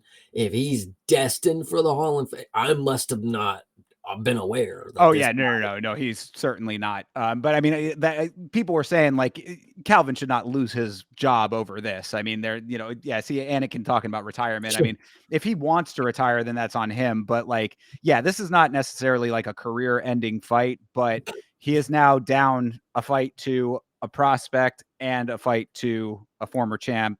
It's things are not looking great for him at the moment. I guess we're just gonna Factual. have to, we're just gonna have to see. And then That yeah, is four straight L's for him. Yep. Josh yeah, Emmett, Arnold Allen, Aljo, and Zalal. Yep. yeah. This is not great. So yeah, I mean Zalal moves up and he's gonna have to adjust in his next fight. That is the end note that I had was that there are going to be guys who are not Calvin Kattar who are going to be able to figure out the movement a lot quicker, take it to you a lot quicker in those first and second rounds. They're not going to have to spend a lot of time trying to chase after you. They're going to catch you, and you're not going to be able to play that game with them, and their legs are not going to be greased. So, Yeah. I'm definitely praying on the downfall here. If there's ever going to be a day when Yusuf Zalal signs a contract to fight again, I will be the first to put money on the fucking opposition. and I do not doubt that. All right. Next. Well, yeah, I say let's finish this thing out here. Finish up on a more positive note, at least from my perspective. Jared Cannonier versus Gregory Rodrigues. How about Jared Cannonier coming back after adversity and being able to take out the hulking, massive Gregory Rodrigues? I was ecstatic. Yeah, this one, I mean, once you lose all your money, right? And then you realize that, oh, I wasn't gonna win it anyways. I unfortunately believe the hype. I was ready for RoboCop to just probably get this one done. And the first round was more than promising, needless to say. That was probably the most promising first round you could have if you are betting on someone to knock someone out. Um, and like you said, Mr. RoboCop here is ginormous. He's probably the largest middleweight that I've ever seen in my life. Huge. But that was definitely to his downfall because after the first round, he definitely seemed a lot slower. Third round, he did have a little, second win, but it wasn't the best. And what I will say about this fight is like if you are ever somebody who is like in your mind, it's like the bigger person is always gonna win. Like this is the perfect match for you to watch where Jared Cannonier gets knocked down, gets up, gets knocked down again, and he just doesn't quit and he keeps bringing the fight to Gregory. After a while, like the punches weren't even landing at a certain point. They were like slugging each other in the chest because they were, but like you could tell that Jared, he wasn't gonna back down. Like it was a really good story of the baby face coming from the bottom and taking over, man. It was really nice to see Jared. Listen, if I could summon whatever you had in that right elbow that you dropped on fucking RoboCop at the end of the third round that made him fucking fold back, I would do it every moment of any fucking fight. But The real ending was at the end or at the beginning of the first round, and Jared went right at him, put him up against the cage, and just started dropping nukes on him. And RoboCop actually, in actuality, in right before my eyes, folded. Like he was actually done. Like you can't make it up. Like I really didn't think that that dude was feeling pain at a certain point because he was taking a lot of big shots and wasn't putting his hands up. But the fact that Jared grinded out this W was so impressive to where he's at right now. But it's also unfortunate because he just keeps beating everybody that's going to have a chance to be the champ. So I don't know. Yeah, it's a tough position for Cannonier based on the run that he's had, you know, and like this is exactly what I did want to see from him based on the previous performance against Kaio, which was another slugfest war. You know, a really, really gritty fight between those two guys. Great fight.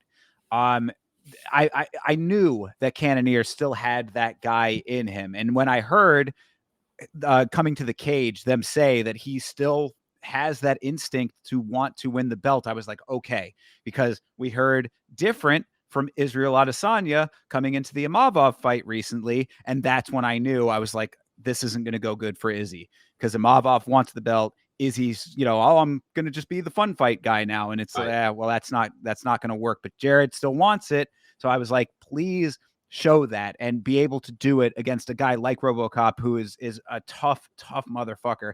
So in that first round, you're right. I mean, RoboCop came out heavy, man. What a dangerously powerful guy he is. He gets the knockdown. I was exceedingly nervous for Cannonier in that first round. Very impressive ability for Jared to stay in this fight through all of that heavy adversity, navigate wisely, got the takedown for a minute towards the end there. Even when people talk about savvy veterans, this is exactly what they're talking about. What Jared Cannonier did in this fight is a culmination of a career of these types of fights. And that's why I'm a huge fan of this guy. Like he goes in there to win, doesn't always go his way, but he is always going to put everything that he has into it. And when he's able to navigate in a very high fight IQ manner, and I love to see it. So by round two, the momentum definitely swung completely 180. DC was talking about it on the commentary, asking Paul Felder, Paul, he can't already be tired, can he? And it's like, I mean, if you go back to the watch along, you'll see me. I'm choosing my words very carefully on the watch along because I was like, he's looking a little bit slower. He's looking a little bit more measured. I didn't want to think that he was tired already in a Yeah. 5-round fight in the second round, but it certainly looked like he had slowed down a little bit there. Round three, he did. You're right. He had that little bit of a swing back. It looked like he was coming back a little bit. Jared kept the heat on, almost had the fight finished in that round, came out in the fourth to seal the deal. So happy for Jared. Beast forever.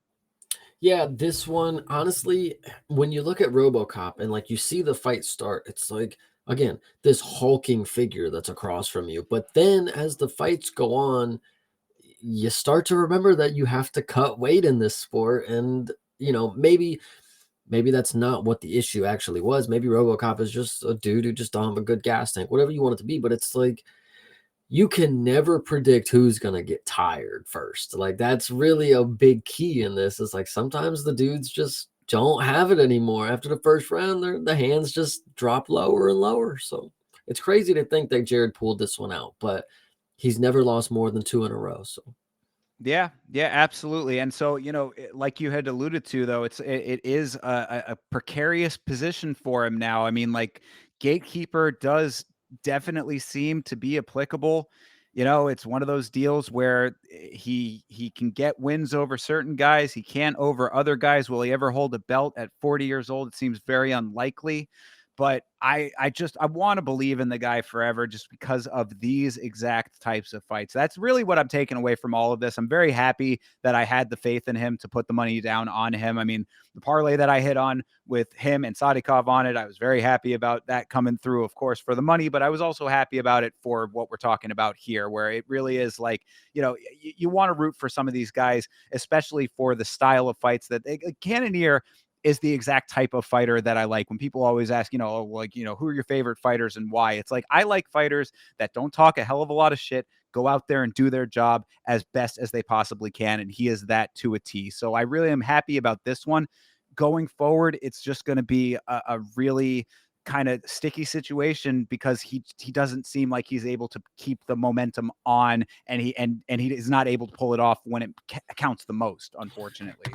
Well, I think what it was, he's ranked 5, and everybody above him has beat him. So Yeah, that what can sounds you about do? right. Yeah, I mean, and now of course we've got Hamzat in the mix, who's going to be going in there to to do his thing for the belt. Sorry, Jared is 7, and yes, everybody above him has beat him, I think Is is that what is it that was. after the update? It hasn't updated yet. The only Yeah. thing that's updated is Imavov and Strickland still. So yeah, so he'll probably end up at 6, but even still, it's not, I mean, it's not going to be much of a difference. And again, the guys above him are just, it's a different wave. Jared is on that previous era, which makes it a lot tougher as well. I mean, him going up against Imavov. Actually, I mean, I really like, Imavov should get his title shot first. I'm not trying to say that fight needs to happen before or anything, but based on the way that the Imavov fight ended, I would like to see a rematch of the two of them, because this is the exact performance right here that shows that was an early stoppage and that needed to go on longer. You know what I Yeah. mean? Like, Jared was wearing it when the fight got stopped, but he is a dog. So it's like, I would like to see that get run back just to see if he could have better luck there. Uh, will he win? I don't know. It's hard to say yes to that. I want the best for the guy, I guess, after something like that. Yeah, he's got, out of all the 40-year-olds that I think have good odds to ever win a belt, I guess he's got to be up there for right now. So For sure. So I mean, really, I guess that's the end of it for right now. As far as RoboCop goes, I don't see this as being like the end of the line or anything like that. I think he's got a lot of years left on him to keep grinding, get a little bit better, get the cardio under control. Maybe possibly thinking about moving up, even though it's gonna the advantage is not necessarily going to be there if he does. But one way or another, just make the adjustments that he needs to do in order to get everything on a level playing field for him. And I think that he can continue on just fine. yeah, we'll see. I mean, I don't dislike watching him fight. I mean, the threat was always there, in my opinion. So, Absolutely. Yeah. I mean, it's not like he's somebody like, he's not Dylan Booker when he gets knocked out. Right. Right. Totally. So, yeah, I mean, we'll see what happens for him, and I guess we're gonna have to see what happens for Jared as well. So it's an interesting time. Always, it feels like at middleweight. Middleweight just is constantly in turmoil, which is it's good. You like it. It's fun. Eh, I'm not hating what's going on right now, even though now that I've just actually visualized that Imavov is moved over Strickland, it just made me realize, wait, Hamzat is actually not the #1 contender. That's funny to think about, but he's definitely fighting for the fucking belt. Oh So yeah, yeah, absolutely. He's next up for sure. yeah. So So, anyway. all right. Well, so that was UFC Fight Night, Cannonier versus Rodrigues. After us going over it, overall impressions. I think this was a really good one. I mean, if you're one of these people who get on ESPN Plus, like you finally sign up and you go through the UFC catalog, which is what I did at first, this is going to be a card that is not going to ever show up on there because they don't have the non pay-per-view shit listed out in a format that you could watch easily, unfortunately. So it's going to fall to the wayside. But this, honestly, I give it an 8. Exclude 2 fights, 9 out of 10. Yeah, no, I would agree. I think that this was a really great one, and like I had said at the start of this episode here, coming off of 312, which I was a little bit underwhelmed by, I was really happy to see this for a fight night. So Yeah, this good was good. stuff. Yeah, fun times. All right, well, we're going a little bit long, but I do want to at least touch on, we've become your #1 source for everything GFL. So want to give you a little bit of a GFL update before we move on to the next week's fights.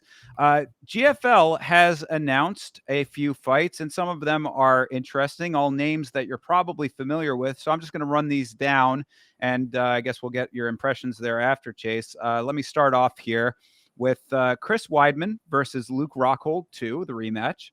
There is Frank Mir versus Fabricio Verdum, Uriah Hall versus Douglas Lima, Yoel Romero versus Shogun Hua, and Uriah Faber versus Henan Barao 3, just announced today.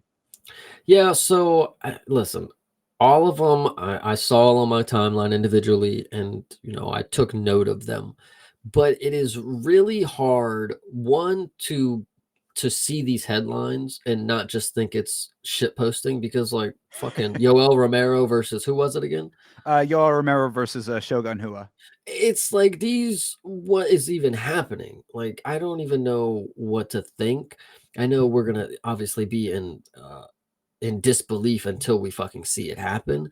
But it's like mm, I really don't know. The thing, all of those as a whole, I just take away is like I, I can't even fathom that this is real still. But Yeah, I think that you said it best in the Discord. It really is the GFL turning on the time machine here. It feels like we're going back to 1998 to 2004.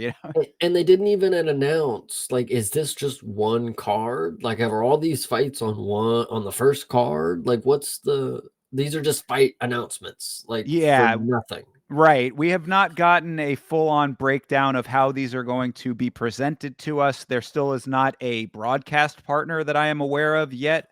There might be more Ryzen information. or Rumble or what Dazen, whatever the shit's called. Oh, DAZN. Yeah, yeah. Perhaps. I mean, it could That's be what it's that. whoa, does DAZN? It's Yeah, called DAZN. Yeah, I know. I know. You're not alone in that.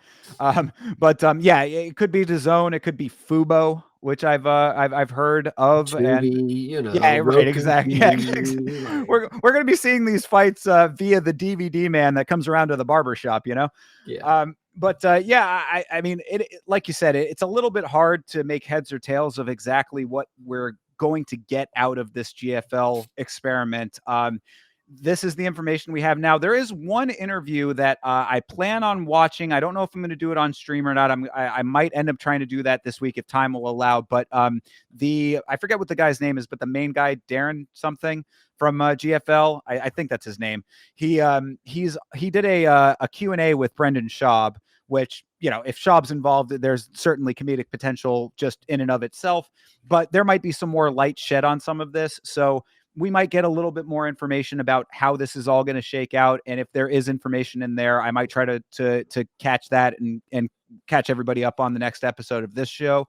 But as of right now, I just wanted to at least keep everybody aware of what's going on. Teams have been announced for the GFL during their little draft. These are the Players fights. have been traded. Yeah, right. Luke Rockhold traded from one team to another. I don't remember which teams they were, but that was an announcement as well. So things are happening in the GFL. I guess that's the grand takeaway from all of this. Once we have a broadcast outlet, we'll have a little bit of a better picture as to how we're going to be able to actually watch and consume these fights and this promotion. But that's the update as of right now.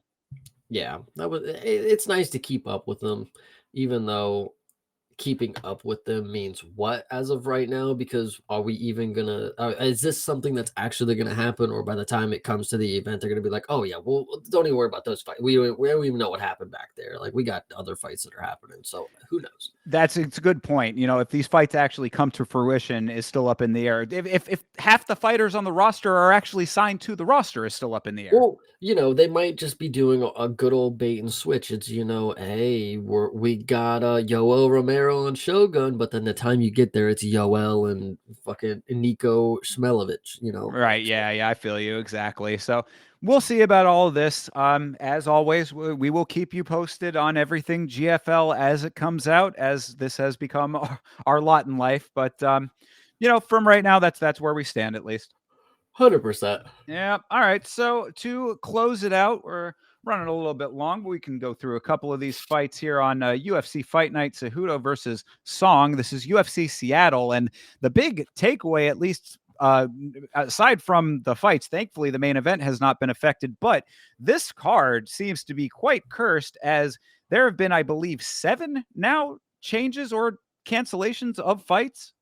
Yeah, that's probably pretty accurate. There's been a lot. I couldn't tell you what they are, but there's been a lot of stuff going on. I now see that Antonio Trocoli is canceled and he's not on the card, so I'm Well, pretty so upset. yeah, So I wanted to bring this up because I did have this open as well. Just to put it into perspective here. This is on. So this is main card. So 3 fights here at least listed. This is all just off of Google. So I mean, take it with a little bit of a grain of salt as to, what is true or not true. This is not always 100% accurate. But here, Rob Font versus Dom Cruz canceled. Edson Barbosa versus Steve Garcia canceled. Curtis Blades versus Rizvan Kuniev canceled. Technically moved, technically. Yeah, I mean, so there are a couple of ones that are moved, yeah, and a couple of them that got people who have gotten new opponents as well. So, but I mean, I just wanted to bring this up Holy to see. shit. This is what I'm saying. I mean, like you go down here, it's Adam Fugit versus Islam And to Duliatov. note, that one actually just got canceled today. Exactly. Adam Fugit was supposed to face Goff, and that got canceled as well. So yeah, I mean, Abdul Malik versus Stricoli, Ketlin Vieira, Mason Chiasson. I mean, this is yeah, and the one I just talked about here, Billy Ray Goff and Fugit as well. So I mean, I'm just saying that this card, just to put it in perspective, I mean, this has been a lot going on in Seattle. I feel very bad for anybody who bought tickets wanting to see any of those fights, because it has just been turnover after turnover. Now, that being said, though, I will say myself, I had the same, not the exact same, but a similar situation with UFC Tampa, where I had tickets and I was very upset about a couple of them that got canceled or changed around or moved or whatever. Turned out to be one of the best cards of the year. So perhaps Seattle's going to get a good card out of this, but there has been a lot of cursed vibes going into this thing. If you bought tickets to see Henry Cejudo and Song Yadong in the main event, you deserve the card to crumble, dude. I can't think of a worse main event right now. Really? I know, dead ass. Okay. I think as of right now, this was probably the worst thing that you could have come up with, especially it not being in the Apex. And I know Henry Cejudo, you're supposed to think of him as like some glorious, like he can't be in the like, dude. This is a very bad fight, I think. I don't think there's going to be anything fun happening here. I unfortunately they have not been listening to my cries, but I think the only thing saving this card at this point is to give Brendan Allen and Anthony Hernandez a 5-round fight, because there's been so many cancellations. These are two people at the top of the division. They've literally been fighting in 5-round fights. Why aren't you just doing it? And please, I beg of you to give Fluffy the opportunity for 5 rounds of mauling against Brendan Allen.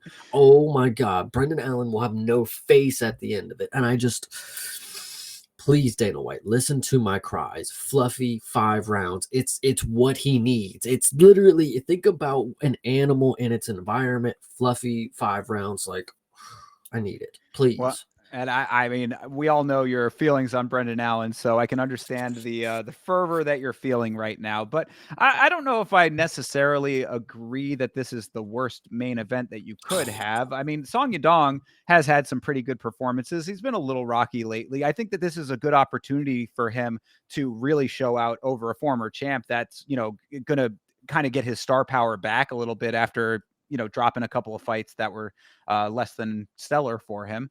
But I mean, how can you not want Fluffy Hernandez just in general? So I think that Seattle is very lucky that they at least have that.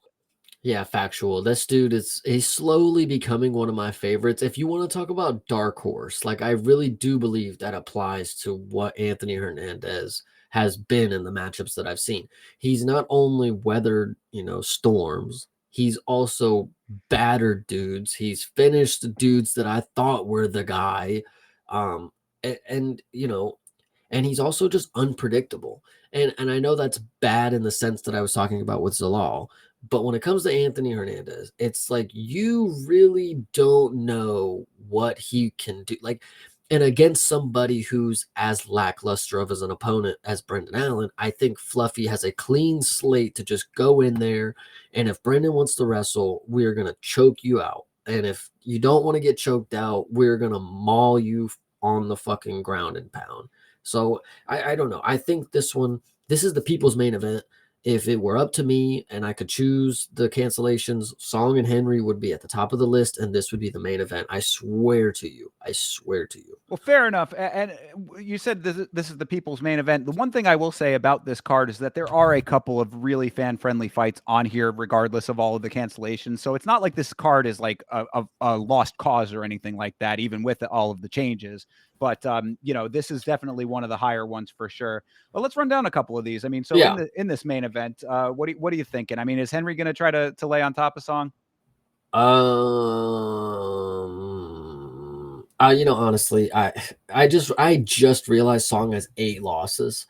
Like, honestly, we shouldn't be surprised if he gets 9.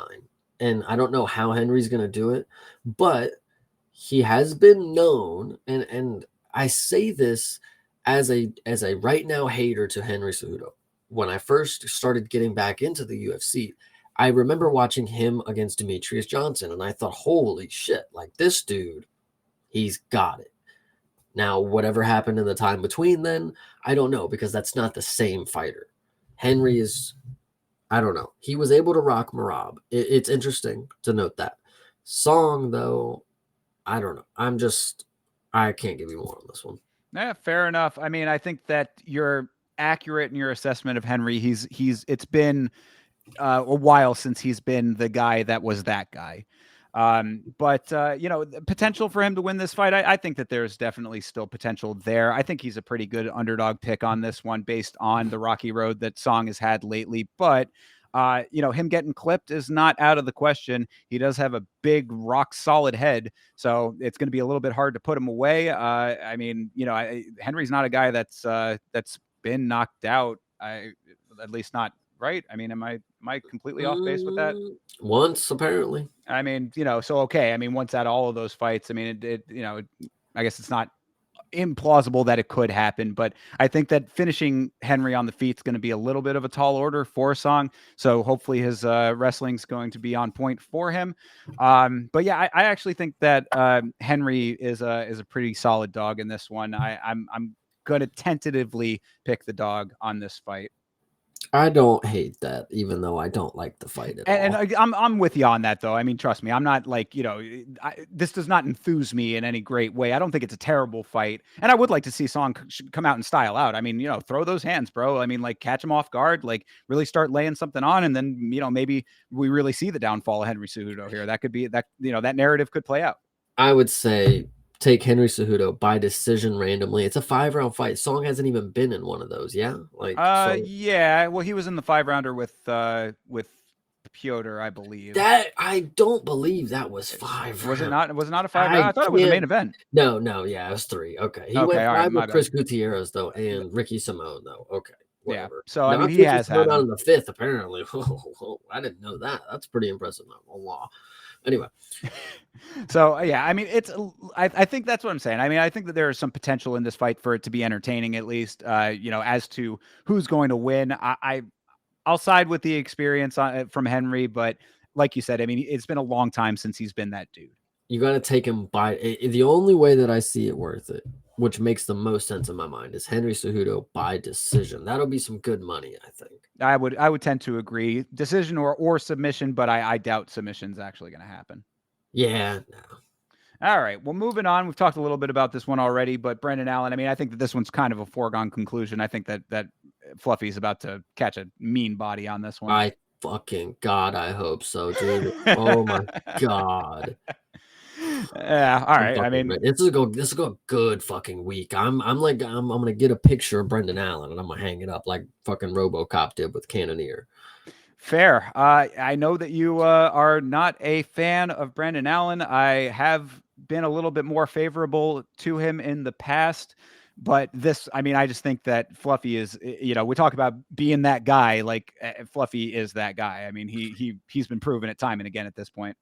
And if somehow he turns out not to be after this fight, I'd crash out pretty fucking hard. I'm not gonna lie to you. This would be worse than what Ilya did to me on 2 separate occasions. So. Yeah, no, and honestly, in this one, I have to agree as well, because this would be a very, very surprising loss for Fluffy. I mean, especially purely based off the styles. I mean, you could say that Brendan Allen in his last fight just was off, which is what it looked like to me, at least. Like he looked like he might have been sick, or that there was something just not clicking for him in that fight. So maybe he comes back and he's a brand new version of himself. But even with that being said, style for style, I mean, Fluffy can handle anything that I've seen from Brendan Allen. I don't see a clear path to victory for Brendan Allen on this one. Yeah, and it's gonna suck if Brendan Allen does win because then I get to hear his fucking mouth calling out DDP or something stupid because he's dude. It's the fact that he believes in his skill set a delusional amount for somebody who's just mediocre at what he is right now. Like I know the record 6 fight win streak at the time, most rear naked and middle. It's like, bro, I don't care what the numbers say. That is clearly favorable matchmaking. Anthony Hernandez is gonna murder him. So, yep, I think that is the consensus on that one. This one I this think one will is, be good. yeah, this is a very interesting fight to me. I mean, this is Rob Font versus Gene Masamoto. I mean, Masamoto has been proving that he is a force to be reckoned with. His striking is so clean. Rob Font, this is, a classic veteran versus prospect fight here. We've seen Rob Font go through some pretty strong adversity and come out on top through that. We've seen Rob Font get completely styled on. So, I mean, this could be either one of those, and it's really going to be a big test for Masamoto.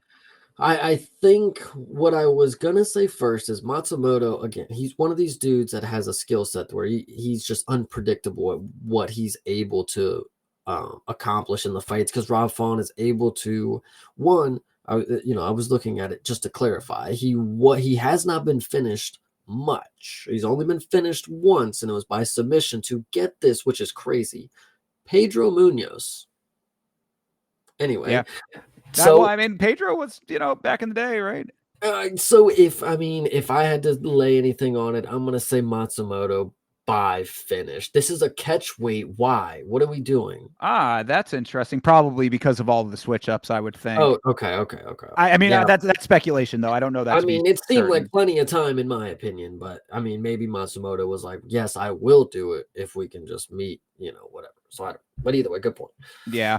But I mean, so yeah, it's going to be interesting to see what they both come in at, and what the dynamics are going to be of that. Keep an eye on the weigh-in show for all the information there before you True. place any of your bets. But regardless, though, I mean, this is really a surging guy in Masamoto. I mean, his last fight, he looked so on top of his game.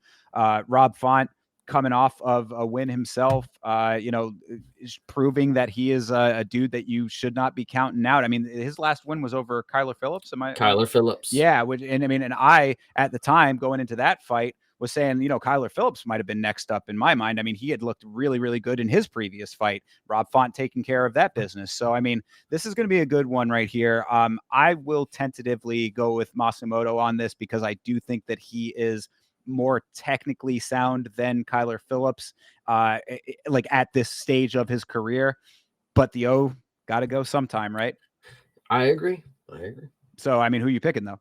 Oh, Matsumoto for sure by finish specifically. I think he'll probably be the first dude to knock Rob Font out on the feet. There you go. Unfortunately, All right, so we'll see if that ends up happening. But yeah, keep quote an eye on unquote that. knockout. It'll be a finish on the feet. Let me not say he's gonna flatline, nothing like that. But it might be some weird stoppage kind of deal. Yeah, So TKO action. I could see that too. But either way, keep an eye on that fight because that's going to be a good one. true. This fight as well. It's Gene Silva Fight Week. No, this one pisses me off, and let me explain why. Yeah, I love John Silva. I would love to see a John Silva fight. But this is about time where I would love to see a John Silva fight against somebody who I know. Like you just fought Charles Jourdain and then finished Drew Dober, but you finished them both in 14 days. Those are two dudes that we know. Who the fuck is this? yeah, Melsek Bagdasarian. I mean, I know the name. The name rings a bell. He's Armenian, but not named Armin. Whoa. Yeah, I know, rare. Yeah, I mean, win over Yeah, no. Azukia You're on the looking Contender like, come Series. on, dude. Like, get the fuck. This is not even like, okay. It's one thing if it was short notice. Okay, you just came off a short notice with Drew Dober and you knocked him out. and then you go full camp for a fucking bum. Like, I don't know, dude. Yeah. I would love to say that I'm happy to see this, but it's like, why are you giving him an easy route? I know this is somebody who doesn't deserve an easy route. Like, this isn't somebody who we need to be. No, this is like champ on the way. Like, Well, I mean, that could be why, though. Maybe he's getting hot shotted a little bit. I mean, I I I don't just know. Look, I mean, I'm your guess is as good as mine. You know what I mean? I can't it say is that's for just sure. it's just unfortunate, you know. I don't know what is going on with this one, but it hurts my brain because when I look at this and I think like, oh, Jean Silva's gonna knock him out, it's like I shouldn't just know or feel that just like this guy's gonna walk through the other guy. Why aren't we getting some even matchmaking, especially when it's somebody who's heading towards the top of the? How is he not ranked? What are we doing? He Yeah, just beat Drew Dober. Like, wait a minute. Let me go double check and make sure he's not ranked because how is he fighting down if that's the case? Like, something's not adding up here. Something's not adding up here. yeah, John Silva, what weight class? 45. Where is this shit at? Okay, so he's apparently not ranked yet. Okay, because he fought Drew Dober at 55. What is happening? Ugh, anyway, this yeah, is a crazy fight. yeah. It is a little bit wild matchmaking for sure. I mean, maybe this. Yeah, I mean, I'm not recalling immediately Bogdasarian's fight style. So maybe is he more of a grapple heavy guy? I mean, maybe that could be it, that they want to try to have him go up against a dude who's going to give him a different type of matchup, perhaps. I mean, I'm speculating here, but it's the only thing I can really think of. Either way, this is I mean, look, you know, minus 650 on this book. I guarantee my book's going to have him as like a minus 800. So it's like obviously the scales are tipped in Silva's favor here. Goes out, gets another nice win. I would think that ranking is not too far off for him thereafter. And then, you know, maybe you just put this one into the back of your mind and move on. True. Too bad it's towards the top of the fucking car. Well, I mean, obviously it's John Silva, but like I just know he's gonna walk out there and murder this dude. Like John Silva's really fucking good. Like Yeah. Well, I really mean, and that could be it too. Maybe you want a little bit of action, you want a little bit of fireworks. So you know that your main event has the potential to be kind of boring. Perhaps if it gets into that territory, then you know now you've got this fight for at least a good knockout to lead people into the co-main and the main. well, I'm actually hoping that they do some reordering of this because I can't imagine that Alonzo Menfield is gonna actually open up the main card. Yeah, well, let's get into it. It's Alonzo Menefield versus Julius Walker. Walker without a photograph on ESPN. He is Not even 6 from and 0. contender series either. So Yeah, coming straight into the organization, opening up the card, the main card against Alonzo Menefield. Kind of a crazy situation there. I mean, I guess you know you just got to go with conventional wisdom and say that the more experienced guy is going to take it. no, what? No. You're talking about the goofball that walked into punches against Olberg, right? Yeah. And then That certainly is, yes. he got knocked out again after that by a dude whose name again can't even fucking say. I think this is a very solid dog for Julius Walker Oh somehow. yeah, I forgot that he lost to Azmat Mirzakhanov as well. Yeah. Yeah, I Oh, mean, you're going for the dog. I'm gonna go for the dog, Julius Walker. I don't think he's gonna finish, but I mean, Menfield is pretty fucking tragic. 37. 37 to yeah, Julius Walker's 25, dude. He's like 15 days older than me. Like, I think we're going with the dog. This is actually listen. Now that we go over it a little more, this is actually a really good dog right here. I mean, well, and also I wanted to. I'm looking over these stats. I mean, this fight is at light heavyweight. Is he actually walking at 265? I mean, that's pretty wild. That's a lot of weight to cut.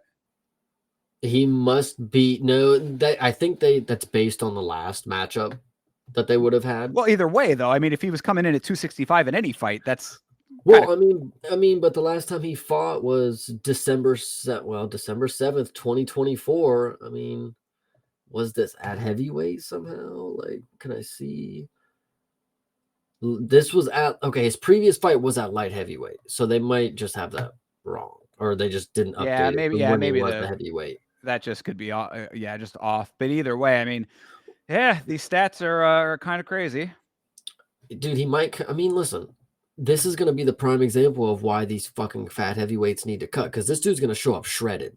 and we're gonna see him on the weigh-ins, and people are gonna be like, "Oh fuck," and then they're gonna put money on that dog. I'm telling you, it All right. happens too often. Well, then I mean, get your if you're feeling risky, then get your bets in now before the line shifts, because plus money on him right now might end up swinging. I mean, KO or decision, it seems very fucking easy. I think that'll be a good easy bet. I mean, I'll tentatively stick with conventional wisdom and say that the experience of Menefield will weigh out, but I'm not at all confident in that one. Yeah, I feel that. This one I'm very confident in. Same. I was just going to say this one I feel a lot more confident about. This is Iwan Kutilaba versus Ibo Aslan. This could be a body for Aslan. I just noticed how similar their first names are somehow. Yeah, Iwan and Ibo. Yeah, that's anyway. The what is it? The Turkish Machine, I think it's something like that. Oh, the Last Ottoman. I don't fucking know what this dude's nickname is. Anyway, yeah, my boy Ebo is surely gonna gas if he doesn't knock out Cutelaba, but Cutelaba is just honestly, he doesn't get knocked out too much, does he? Though. Well, what I was going to say about Iwan Kutilaba is that he falls right there into the same camp as Angela Hill and Anthony Smith. He's a guy that if you bet on him to lose, he's going to win. If you bet on him to win, he's going to lose. I'd be very careful to bet on any fight that he is in. However, Ibo Aslan did look really, really good in that last fight and got the finish. So, I mean, whether or not he ends up finishing, I mean, I do think that he has the ability to take the fight to him in a way that's going to get him very, very shook and possibly swing the fight for him. So, I actually think I'm building a very good idea of what's going to make us some money. I'm telling you, Ebo is going to be a good one. Obviously, I do believe in the dog and the fight before that, but I think we should look at the fight after this too, with Andre Fili and Malinquiz. Oh yeah, Mezcal, or Mekazel. Either way, Mr. Costa, I think is gonna fucking win this easily. If you you're going for Ebo on this last. Oh yes, one. Yeah, 100% Ebo. Okay, 100% Ebo. Gotcha. All right, cool. And yeah, and I'll go with that as well. But yeah, so Andre Fili versus Melzical Costa here. Yes, if you notice Andre Fili in his record, he's a checkerboard, straight up checkerboard. Oh yeah, he just won his last one, so that means he's losing this next one, which is really good to know. If you also look at Costa, the only people that he's lost to, Steve Garcia by knockout, which if you know Steve Garcia, the Mean Machine, he's on a fucking knockout streak. So hell yeah, longest knockout streak in the company. And then if you go before that, it was a submission to Thiago Moises. Now Thiago Moises, you believe at one time he wasn't. If he was decent, I still believe in him, but he was decent. He just won his last fight. He did just win his last fight. Yeah, so I don't think that Costa has losses that are aging bad, but the fact that the line is as close as it is, I think this is money to be made right here. Costa by sub or decision. I'm telling you, that's the money shot right there. Sub or decision is so good. I mean, at that line, minus money on both sides. I mean, go for it if you want to. It doesn't seem like it'd be worth the squeeze on that, but I mean, if it's in the bag, as Chase is saying, then all right. Well, then there you heard it here first. I mean, I'll go with that too, because I agree. I mean, Fili's always kind of been one of those guys that like not only does the record reflect it, but just sort of his fight style kind of reflects it as well, in my opinion. Like, you talk about the eye test. He's been one of those kind of guys that it's like he's good enough to stick around, but it doesn't pass the eye test past that, True. So 100%. Yeah, I'm with you on that assessment. But this one, I am looking forward to this fight tremendously. This is Mansour Abdul Malik versus Nick Klein. Both of these guys coming off of the Contender Series, if I'm not mistaken. Yes? Yes. And I don't know if you've noticed. I feel like I told you this when it happened, but you didn't catch it when it actually happened. Nick Klein is the dude that told Dana White that John Jones is the greatest fucking fighter of all time. I do remember that now, based on you saying that last time. Yes, yeah. And I mean, so Klein got a really nice early finish in his fight. Abdul Malik got a really good finish in his fight as well. This is a really nice fight. You don't see this very often, it feels like, where you have two Contender Series guys immediately going at each other in the big show as well. So this is kind of It's just almost short like notices, you know? exactly. I mean, and that's, that the story of the card, of course. But so this is an interesting element to this, is that it's this is like Contender Series Part 2 for both of these guys. But I'm telling you, Mansour Abdul Malik, he was one of those guys. I get a couple of these guys every year in Contender Series time that, the little voice in the back of my head starts talking. I was like, Abdul Malik might be one of those dudes. I'm sticking with it. The line is agreeing with me heavily on this one. I think that he is going to obliterate Mr. Klein. Yeah, hopefully so. I would like to see a finish either way, but this is probably right when the card is going to start picking up. I think the fight comes before this that we'll talk about. I think it'll be a little more boring, but I'm going to go with, of course, Mansour. Yeah, I agree 10,000%. So going to this next fight, yeah, Ricky Simone versus Javid Bashrat. You're not feeling too hot on this fight?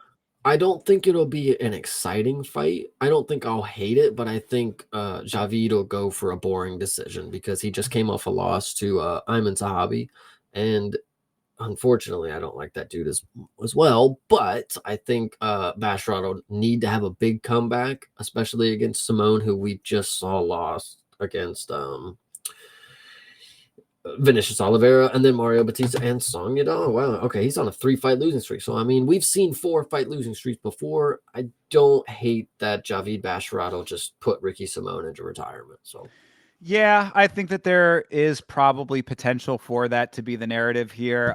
This is definitely a make or break fight for Simone, so he's really going to have to pull out some magic trick to be able to get this one done against either of the Basharat brothers are both really forces to be reckoned with right now. Even with coming off a loss, I mean, I don't think that that really changes much when it comes to this fight specifically, when it comes to Javid Bashrat. So yeah, Ricky Simone is going to have to really dig deep for a victory here, but it would not surprise me if that narrative plays out the way that you just outlined it. 100%. So, all right. Well, then coming down here to Nasrultan Ruziboev versus Nursultan Ruziboev versus Eric Mikoniko, who another gray image over here, definitely not a name that I was familiar with. Is he? Yeah, he's coming straight into the organization out of nowhere. What are we thinking? This is probably a fight to get Ruziboev back on track. And I say that, and I believed even before I said that he had more of a skid than he's actually on. He's only lost to Joaquin Buckley. That was his only loss in the UFC. And the other two dudes, Bruno Fajeda, knocking him out, pretty impressive. Not getting knocked out by Bruno Fajeda is more impressive, and then Cedric Dumas, you want to talk about the eye poke, whatever you want to say.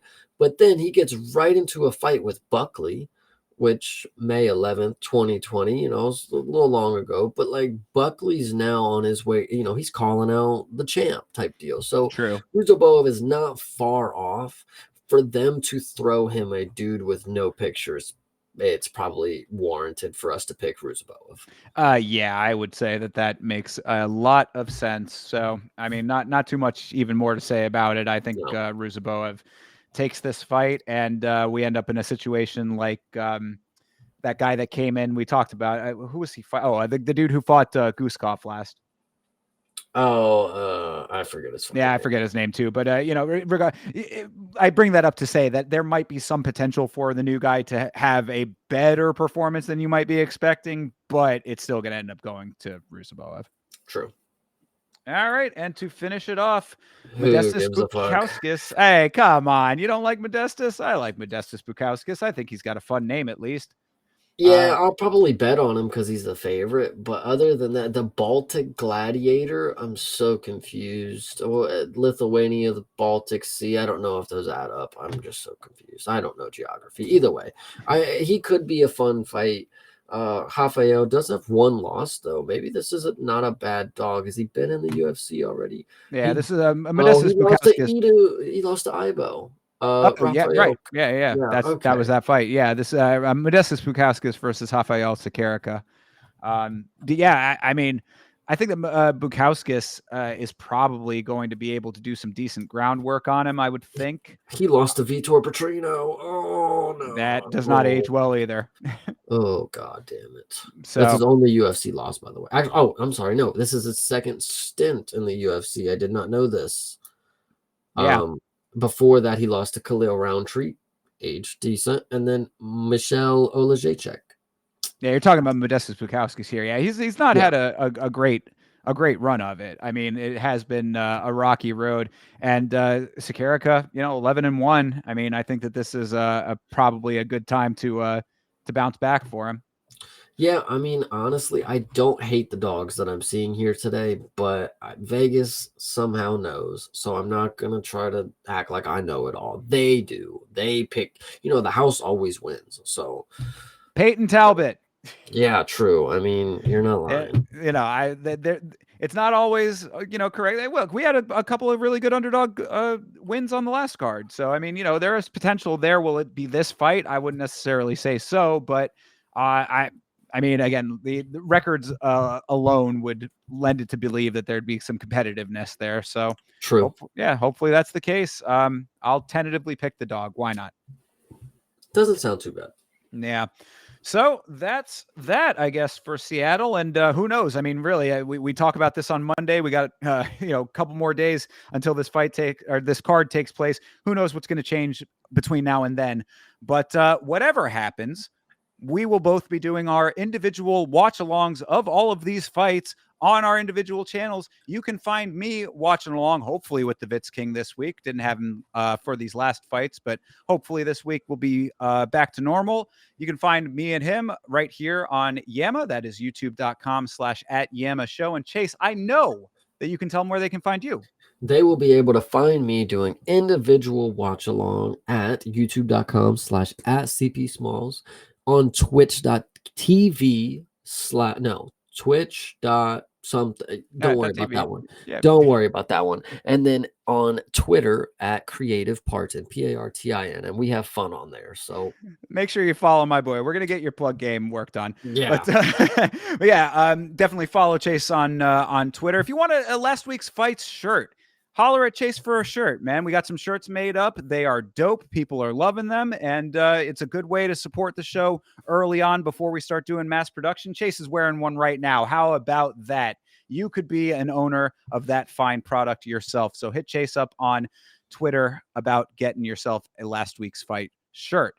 I am on Twitter and Instagram at Yama Show as well. There is a new stream on the Yama channel on YouTube right now going over the deleted Jackson podcast with Bryce Mitchell. I suggest that you watch that. A little bit of a dicey watch at times, but I think overall pretty enlightening in certain ways and an interesting watch at the very least. So check that out. New content coming for you at some point this week as well, I am sure. And we will catch back up with you to go over all of the fights from Seattle right here on Last Week's Fights next Monday. So until then, everybody, have a great rest of your week. And as always, fight on.